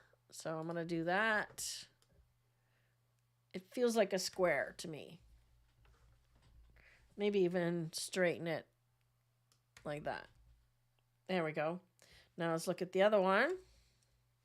Right? Again, I don't know about the toning. Right? I like the toning on the other one, but to remove it all, just double click adjust and it's gone. Right?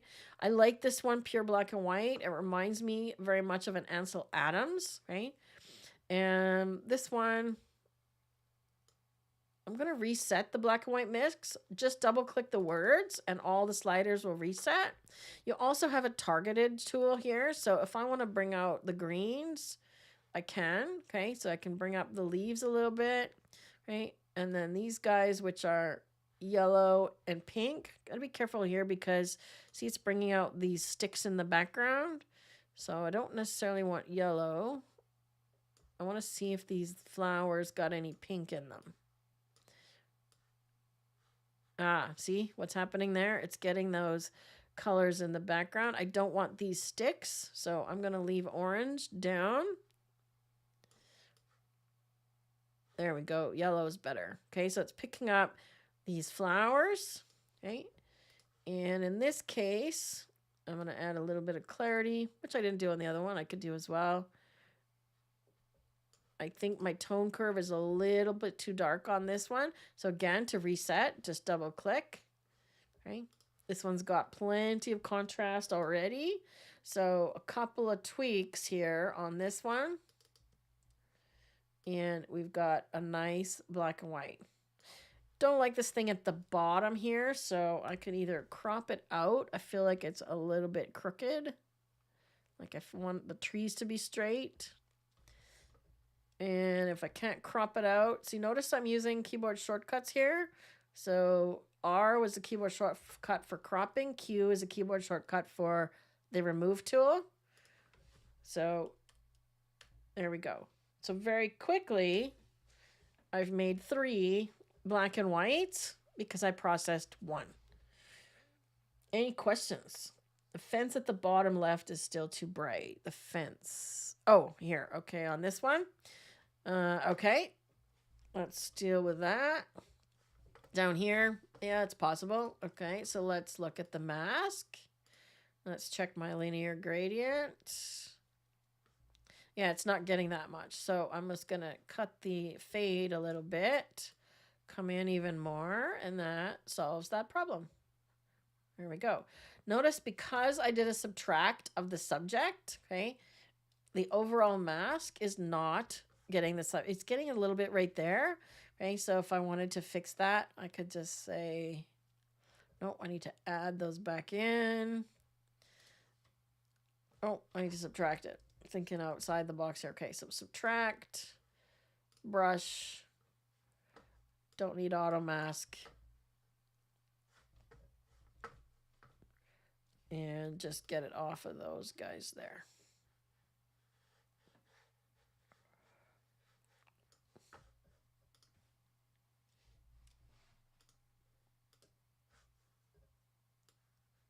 There we go. Perfect. Problem solved. Good catch. I do find this is overall actually a little bright still. So I might even tone down this whole area. Okay, so in order to do that, I'm going to do a radial gradient.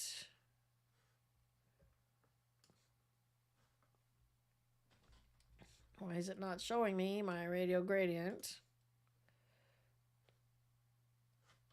Oh, apparently I didn't make one. Let's try again. Radial gradient.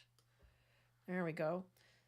Okay, now there's my auto settings again. I got to figure out how to turn that off. It's really annoying. I don't want to go too far, but I'm just toning that down. See that? And by darkening the shadows, it's giving me more texture there. So see what that one is doing? Okay, bringing attention to our little frog. We could actually even brighten him a little bit too. For that one, I will do object select. And then when you paint over the thing that you want to mask, Lightroom finds the edges for you. And it's pretty good. It's pretty darn good. Okay, so again, my stupid auto mask. I don't know why it's doing that. Let's just brighten him a little bit. There we go. We could also give him more texture. So remember I mentioned when you're masking, right, we could give him more clarity and more texture. So to bring out your subject, you want to have sharpness and clarity on the subject and not on the background. So you can do things like blurring the background, right? How's that? Better?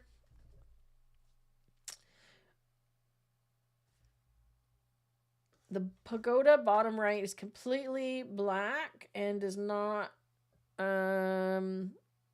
fit with the bottom left. I don't mind that it's completely black, to be honest, Danelle, because and I'm kind of not liking this blue tone now. I mean, I did the blue tone to show you guys the blue, but I'm kind of not a fan of it now. So I'm going to dial this back a little bit. There, that's better. I don't mind the blue tone, and I also don't mind that it's full black. There is some detail down there.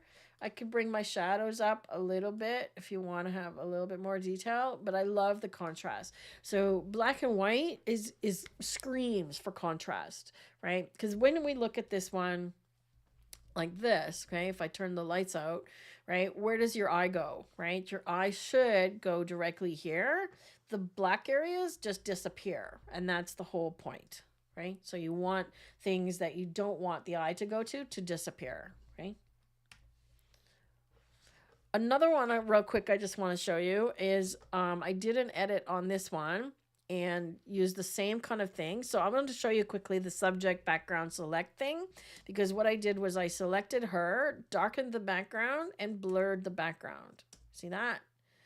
Right? So if I look at this one and the before and after, see how I'm blurring and darkening the background? So I did use lens blur on this one, but I did also use the mask, subject, and background. Okay, so to get that mask and a preset, let's just do that. Okay, so I'm going to go create a mask, select subject. Okay, don't apply any edits. Now my stupid auto apply here, so don't apply any edits, just do the subject.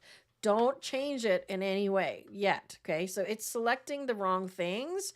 I modified it, but for your preset, you don't want to do any modifications except, okay, rename it. Okay, so don't do any edits, don't do any modifications, just select subject, then do select background, don't do any edits, rename it background. Okay, now you're ready to save your preset.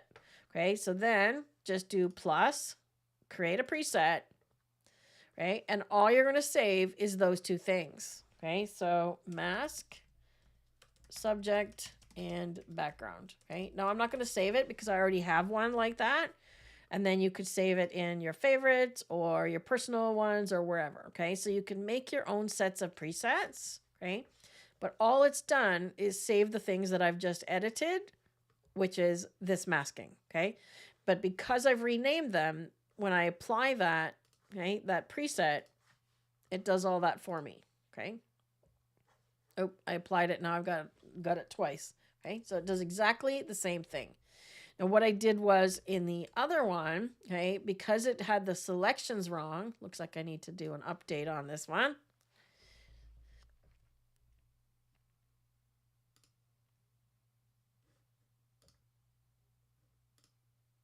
Okay, masking. Come on, update. There we go.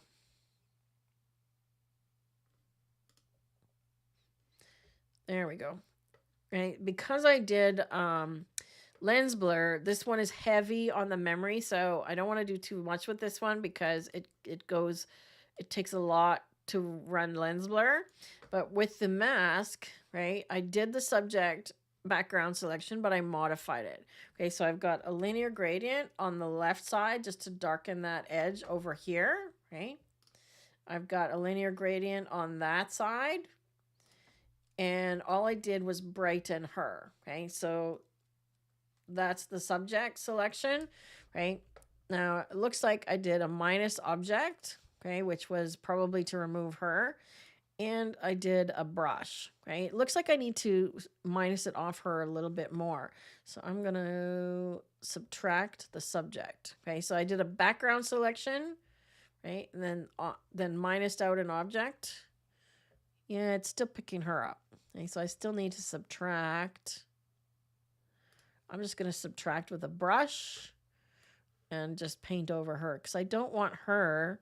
It's darkening the background, right? I don't want her darkened.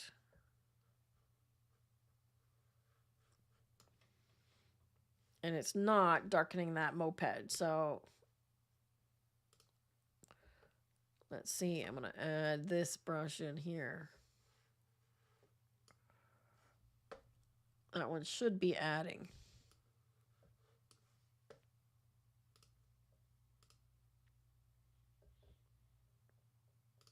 Oh, see, I subtracted the flowers from the background. Let's do another subtract object. These masks aren't perfect, okay? But remember, I'm doing a lot of local editing. So keep in mind that when you're using the Lightroom tools, learning masking is probably the most important thing that you can do. Oops. Let's switch that. No, that's not what I want to do. I want to convert. There we go. I want to add this moped. Why is this moped not being added?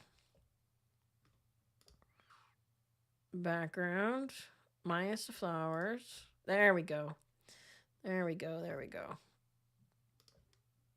Okay, so on this one, I'm just darkening the background with that mask. Okay, so this mask with all those adjustments is to darken the background. Okay, now that I've got it selected, I could invert it and apply some edits to her. Okay, so I can duplicate and invert. Okay, and then I will get her, picking up still some of that moped in there. Oh, it didn't do my auto apply. So I'm going to add some clarity to her. And my keyboard shortcut, there we go. And a little bit more black. I want her to have more contrast. There we go. And I might even warm her up a little bit, like she's got some sunshine. This is running really slow, and again, I believe it's that lens blur. As soon as you add lens blur, everything runs slow. So I'm not a super fan of that tool. I don't use it a whole lot, but it's doing a nice job here to minimize the background, right, which was really busy, and now she stands out. Right.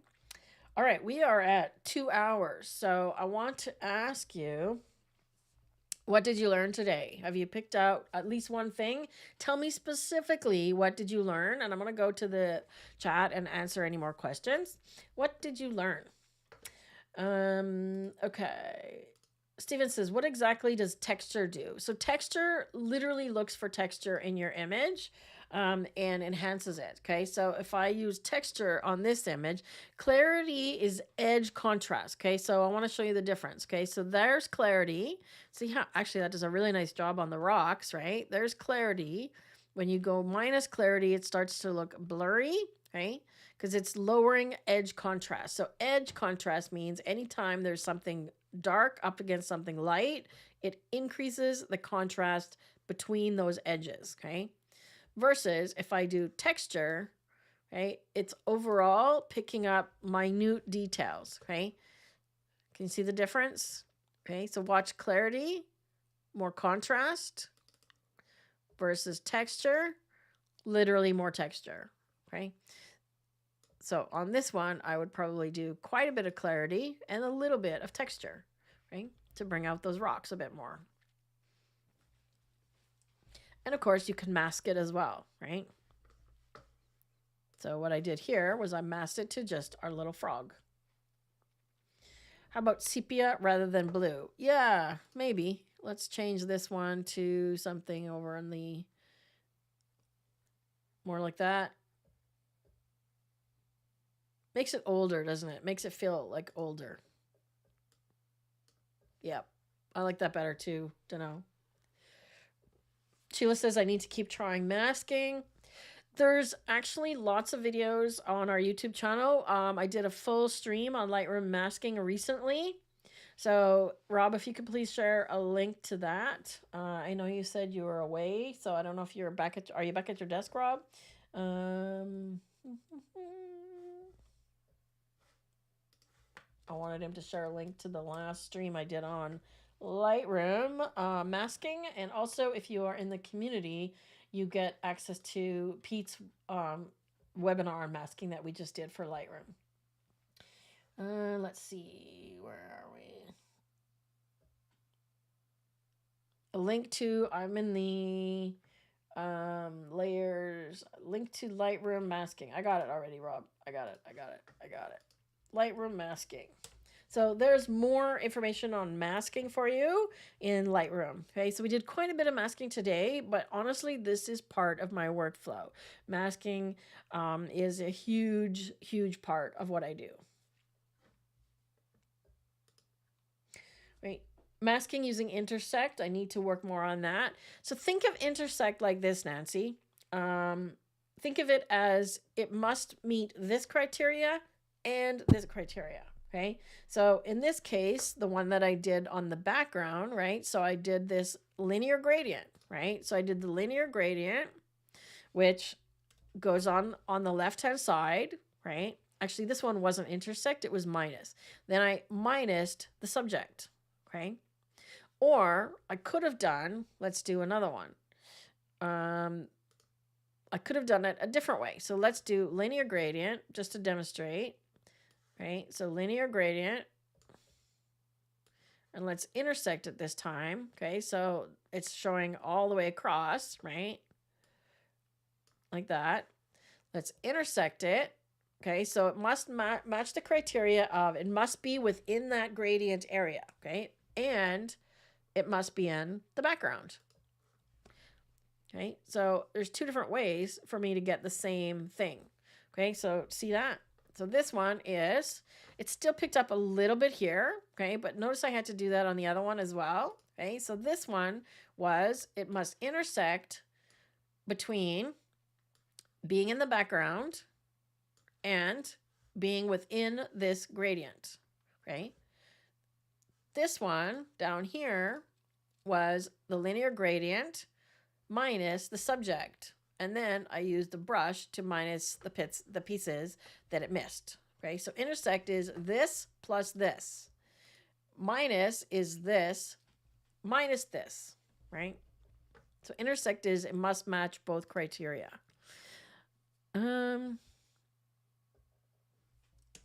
Let's take a look here because did I do masking on this? Yeah, see, I did masking on the other one, right? So it did the same thing. Okay, so let's see the mask here, right? So it did an edge vignette, an edge gradient minus the subject, right? But maybe it didn't even find the subject here. So perhaps I don't even need this one, right? It's darkening that edge. But do we even need it? It's actually good, right?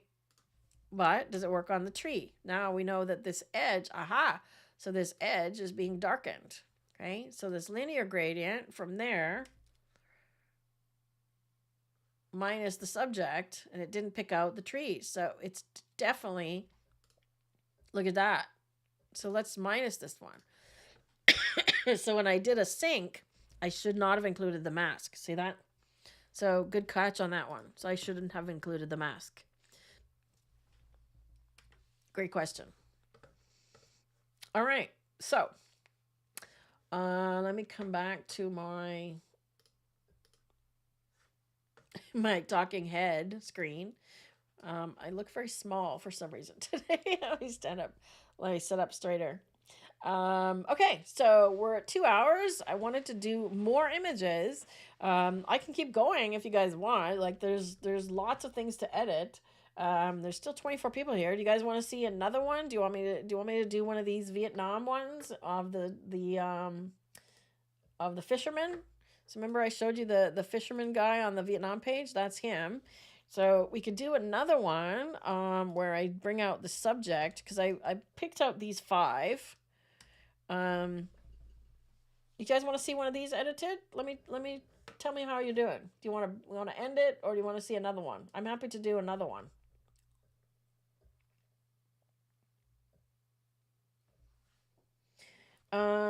Elizabeth says you can take the linear gradient below the edge. I'm not sure what you mean. Yes, you can. You can take it below the edge. So then what happens is if you bring it below the edge, then you don't get 100% of the effect that you're applying. It starts at, 50% or whatever. And if you go all the way off the other edge, it applies to the whole image. So that's a way to get the whole image. Yeah. Marguerite says, have to practice more masking. Danelle says, like the sepia. Yeah, me too. The masking webinar and the lessons. The masking webinar is inside the community, Danelle. I'm not sure if you are a gold community member, but the community, if I go over to my screen again, over here, so the community, to find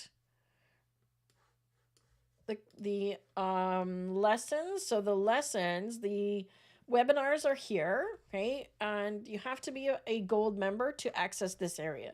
If you are a student member, you get student areas, okay? The lessons for the courses are always on the website. So to get to the lessons, you need to come back to the website and log in on your profile, and then you'll see any of the courses that you own back here under your profile. Right? Yeah, message me, or I can look up your membership. Yeah, you're still an explorer, so you should be able to access this. So you have the gold level. You should be able to access all the webinar replays there. I can put a link to it in the chat for you, Danelle, and anybody who is not a gold member, you'll see a page for you to sign up if you want to access that page. Steve says he needs to watch again in slow motion. Yes, no problem. I did the HDR one first. I did the first one was HDR, Rob. Do another one. Okay. All right. All right. Everybody says do another one. Okay. So we'll do another one. Okay. So there's the 5. So now you get to vote from 1 to 5, and I'll just keep talking about Vietnam. I'll talk about Vietnam while you guys are doing that, because these are all shot in Vietnam. The first 2 was that fellow that you saw on the Vietnam tour page. We actually saw this guy with his boat, the second one here, and we literally just asked him to pose for us. Our guide there is he's Vietnamese, and he's also a photographer, and he's hilarious. But he can make people do anything. It's wild.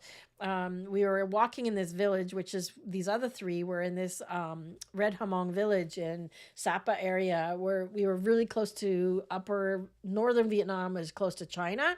And one of the ladies in our group was having trouble walking up the hill. She has a bad knee. So he stopped some guy on a motorcycle or a scooter and said, "Can I borrow your motorcycle?" He hopped on. She hopped on the back of the scooter with him, and he took her up the hill on the motorcycle. And the guy that he asked, he didn't know this guy.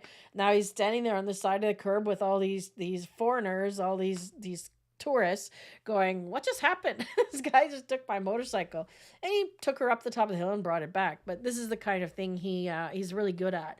So we get access to lots of neat things in Vietnam because he's just a really lighthearted guy, and he's fun. This is a guy's home that we visited.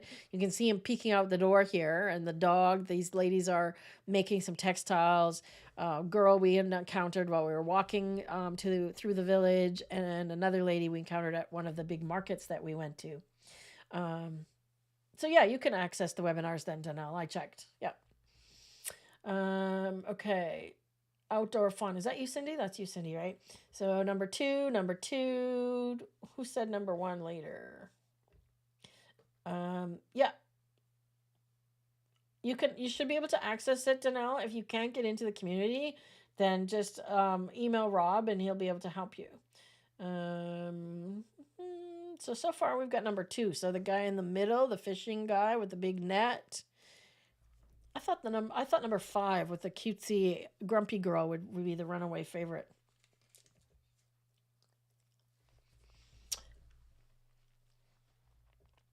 Any more votes? So far we got 2 votes. Sheila's number 2. Yeah, I thought that was you, Cindy. Any more votes? Oh, number 2 is a runaway. Okay. Well, I'm not even going to take any more votes because he's got 4 votes already for number 2. So let's do that one. I'm going to show you these images. These are all really fun. So we went to this fishing village to literally photograph, and it's just us. There's no other tourists there, right? So this is the kind of thing that we do on our tours. We get up super early morning, like the Japan tour, and we visit these villages, and we meet these amazing people. She wasn't so sure about us, but I think she got given some toys or some candy or something, and then she liked us better. So these are all from the village. Okay, so let's work on this one. All right, so from the beginning, the first thing I would generally do is color profile. So I try adaptive first. If your image is contrasty, it will actually lower the contrast. If it's dull, it should add some contrast. I'm not sure that it did anything here. So I'm going to try my camera profiles. Okay, so I'm going to go back to my favorite, Astia. So I like that better. I don't like what the adaptive is doing. So I'm going to go with Astia. Let's try Provia. Yeah, Astia. Now, Fuji doesn't have a landscape one. If you have a landscape profile for your camera, this is the perfect time to use it because it will enhance blues and greens. Okay. So before I do anything, I usually add a little bit of clarity on top of everything. Again, these are global. Then I'm going to do my whites and blacks. Okay. Notice how it's made him really dark. So I don't want to go too far on the black. In fact, I want to lift the shadows. There we go. But again, I don't want to go too far. I'm going to lift it a little bit because I'm going to do him separately. Okay, so let's do lighten background, lighten subject, darken background. Okay, so if I hover over the preset, you see what it's doing? Okay. See that? So all that is that subject background selection. And once I've done that, I darken the background and brighten the subject. So I did those same two masks and applied some edits this time. Okay, notice on the subject, I've added clarity and texture. On the background, I didn't. Okay, so again, global edits apply everywhere. I wanted the subject to be sharper. Okay, and I'm going to punch up the shadows a bit more on him. Again, I don't want to brighten him unnaturally. I don't want him to look abnormal. I find overall the whole image is a little bit blue. And notice that I'm brightening him, but his shadow is super dark. Okay, so what I might do is actually add the shadow in as well. And it's picked up the boat as the subject as well. So when I'm lightening, it's lightening the boat too. So I don't know if I want the boat lighter. Okay, so I might subtract this object because I don't want the boat lightened. Let the boat go dark. And I'm going to add, I love the object select because it's so quick to just paint over something and it helps you find the edges and it does a pretty good job. See how that lightened the shadow, right? Because if he's lighter, the shadow should be lighter as well, okay? They should match. See that? That looks good. Okay, now let's go to background. Okay, so let's see what's happening in the background. So we're darkening, right? I think I just want to darken a little bit. I'm not going to flatten it. I'm not going to darken as much, right? Then I'm going to do my edge vignette with my preset. Go and check it. Okay, see the corners are looking a little bit dark. You don't want to see the vignette. You don't want your vignette to be obvious, okay? So I'm going to check it here. Let's make it more oval. And let's make it a little softer. And sometimes I'll switch between color priority and highlight priority just to see which one looks better. I do think the color priority, I almost never use the paint one. But see how the corners are dark? Okay, this could be an issue of lens correction. Okay, so the built-in camera profile has been applied, but I'm going to show you a little trick here. Okay, so I'm going to put this one back to 0 for a minute. Okay, and see how the corners are kind of a little bit dark here. Okay, so I'm going to add a little bit more vignette removal here. Okay, so this is, see what this is doing? It's actually affecting, you can actually add a vignette this way as well. But I want to just minimize the edge darkening that the lens is doing. Okay, so that when I apply the effects, the edges aren't getting so dark. It's still giving me dark corners. Still giving me dark corners. So what I might do is just back it off a little bit. Like so. Okay. Something else you can do with masking now in Lightroom is landscape masking. It'll choose different elements.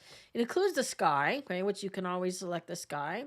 But notice how it's got sky, vegetation, which is the background, and then water. Okay, so if I want to make the water less grayish, it looks pretty darn gray. First of all, my stupid auto preset. Remember this color box? Right? We can give it some blue. Maybe a little more greenish. Okay, I don't want to make it like this. Okay, don't go crazy. So I'll bring it up here to choose the color and then bring the saturation way down because I want just a hint of it. And I think the color looks better around him than it does back there. So I'm going to minus a linear gradient from the top down. Okay, so I'm going to minus it from there. Okay, see that? So where my mask is applying, again, is the water minus this area. Okay, see how it's just fading out to the background? And the bigger I make this, the slower the fade. Okay, starting to get the idea? Now I could do the same with the sky if I want to put some color in the sky. It's very hazy, right? So I could add a color. Maybe I want to add like an orange, right? It's going to look like apocalypse. See how it's adding a color? Now that's really the apocalypse. So again, if you're adding a color, make sure that it's subtle. Okay? Just a tiny bit of the blue. Just so that it's not gray. Right? See that? Like so. I don't think I would even crop it on this one. Let's just do a straightening. Not sure. If you're not sure if something is straight, you can use this ruler tool and place it along the horizon, for example. So I'm going to start there and place it so that it's like that. There we go. So basically, I told it, make this line straight. Okay, so wherever you place the ruler, it straightens. I'm pretty happy with that. Okay. The other option we could do with this one is to go black and white. Okay, so if we go black and white, keep in mind that I've added these blue tints. Okay, so I'd have to go remove the blue from the water and the sky because that looks weird. Okay, but I think it would make a decent black and white. Or I could do a faded color. Okay, so what I like to do is bring the saturation down. Okay, again, I'm going to have to adjust that watercolor. Okay, so come back to this one. I didn't name it. So the idea behind naming your masks is that if you have to copy and paste to another one, then you know what you're copying, right? So now I've dialed the saturation down.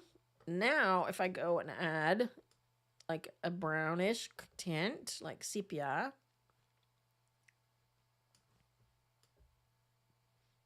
okay, we get this sort of antique looking picture. I definitely need to dial this saturation down here or remove it. Okay, I kind of like that. So he's in color, and I'm not a fan of this partial color thing. I don't really care for that, but what I do like is sort of this faded color look. That's like an antique picture that's been faded, right? You could also play with the camera profile if you want to play this up. Can you find the color grading video? So this was another live stream that I did recently on color grading. And one of the ways you can do that is to change it up. So instead of using the camera profile or the adaptive profile, take a look at these other ones that come with Lightroom. There's vintage, artistic. You can also buy additional profiles. And essentially what these are is a LUT. Okay. I like vintage number 7 for some reason a lot. Right? It gives me this very antique. Look at that. Does that look like a postcard? Right? He's gone a little bit dark, but I could fix that. You can also dial the amount up on them. Okay, so I could dial the amount back. Okay. So these are all sort of faded. I don't know why I just like this one. I like the green tint and it feels like an old newspaper, right?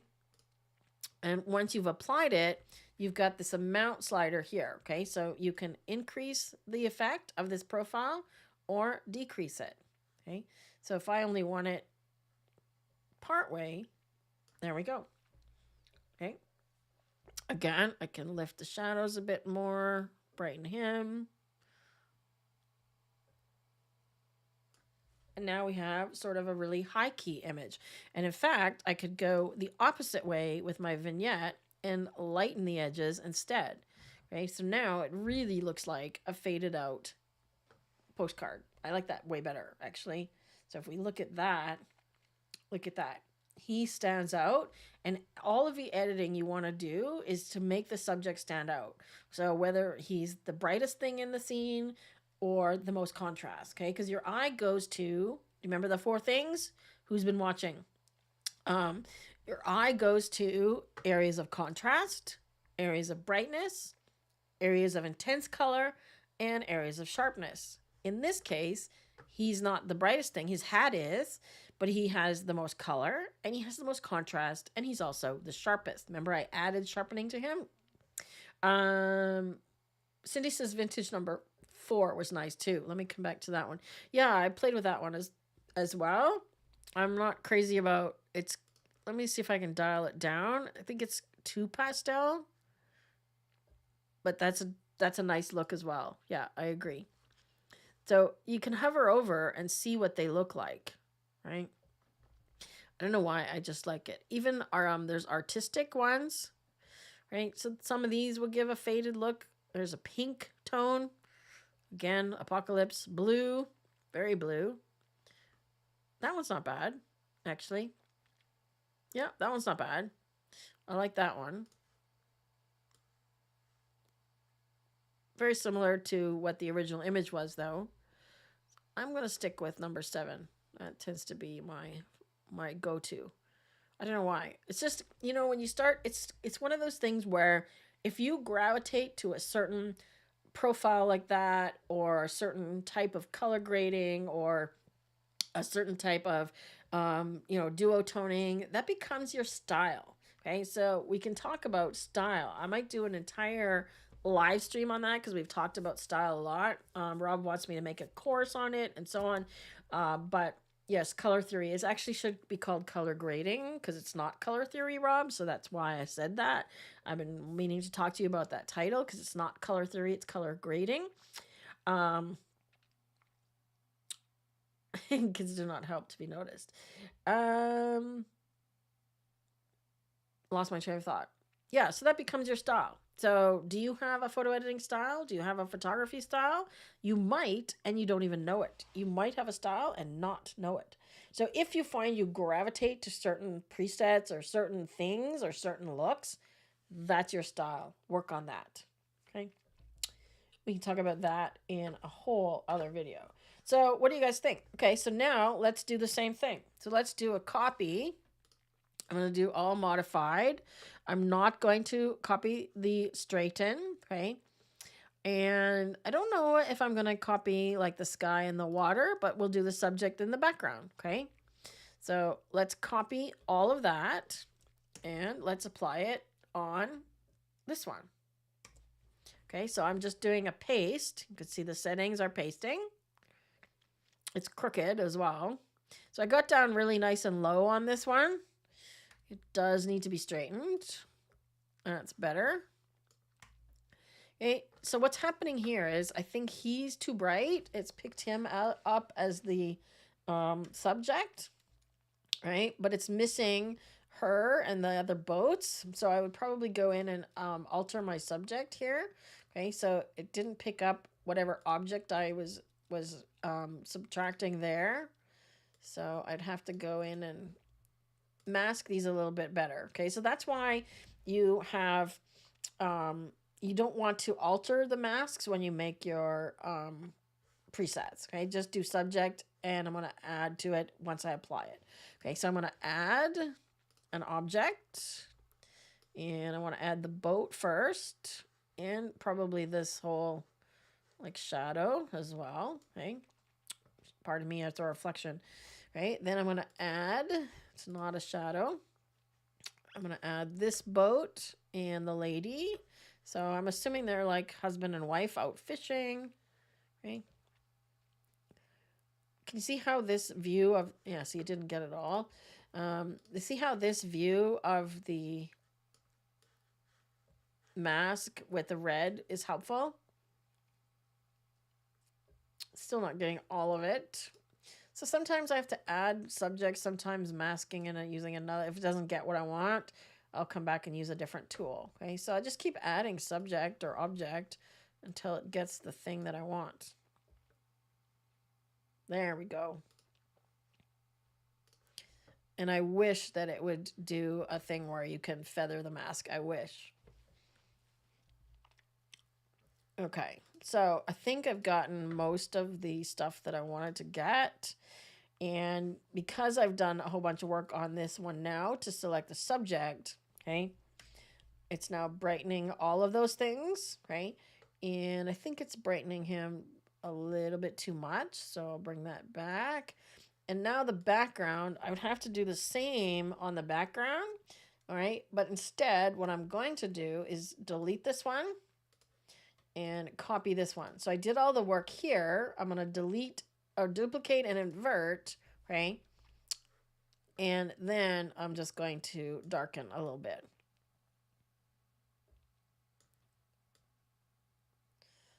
Okay, so there's my two masks. So if you have to do a lot of amending to either the subject or the background, do the duplicate and invert. So you only have to do that once, right? So there's our before and after. And on this one, I don't know if I like the Vintage 7. However, if you're going to end up displaying them together or you're doing a project of similar images, they look good together, right? So this is where the style thing starts to come in, okay? So when you have similar tones and looks to your image, right, they look like they belong together. They look like your images, right? I still feel like this one's got too much black. I want it to be a little more faded, so let's increase that a bit more. There we go. That one's a little more green than the other one, so I might increase his color a little bit more green. And I'm just increasing that vintage a little bit higher to bring it more green. Okay, so that's why I look at them together. Right. There we go. Similar. This one's a little bit more yellow, right? So that might also mean that I need to adjust the color of the original image. Okay? This one here is more yellow. So I can just dial down the yellow a little bit. But doesn't that look like an antique village? I mean, this is literally modern day, right? This was from 2019, right? And I'll be back again in the fall. So this is literally modern day, but you're making it look olden, right? By the style. Again, style. Danelle says, this look makes me happy. It does. Take care, Cindy. I think we're about to sign off anyways. We've kind of gone extra today, but I was on a roll, so I thought, you know what? I'll just keep going. If you guys want more, I'll just keep going. So I did. Let me get back here. All right. Oh, see, my stack has to be reorganized because this one got moved. There we go. So that gives you a really good idea. Now let's see what happens actually if I copy this. So you can copy from here as well. Actually, I should have the settings still copied and paste it onto her. Okay, it's gonna need some adjusting on the mask again, but it should be pretty close. So remember, it's gonna darken the background, lighten the subject. Make sure it doesn't go too far. See, it's pretty close. I'm just gonna delete all these extras. See, I should have done my copy before I added to the background. Okay, so there we go. So subject, she's good. The puddle is even part of the subject. Right? Overall, the image is a little bit too bright, so I'm gonna adjust that.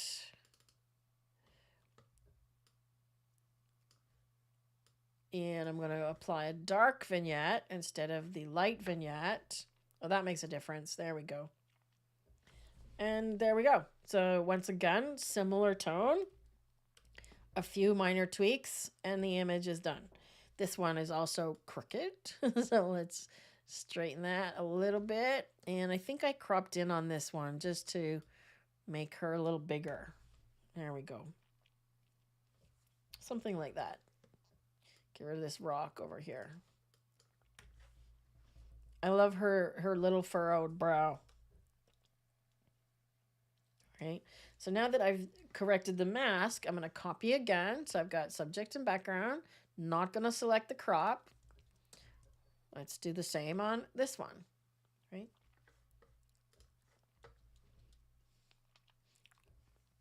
Looks like I did some edits on these ones already. Right? So once again, similar, right? Faded look.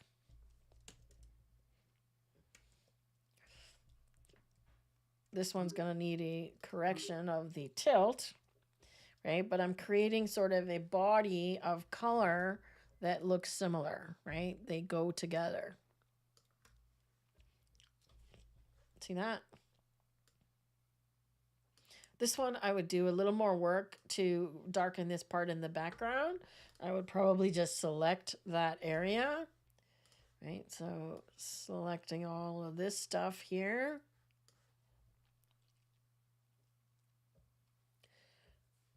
Oh, my auto apply did a nice job.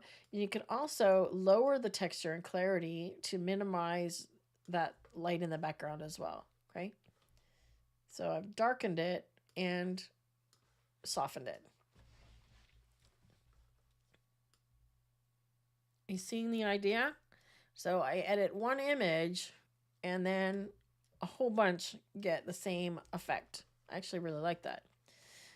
For me, it doesn't work as well on the lady by the river, but these four work really well in a similar style. Okay, see how you're starting to create that style? Your style comes from the way that you photograph, the way that you shoot, and the way that you process.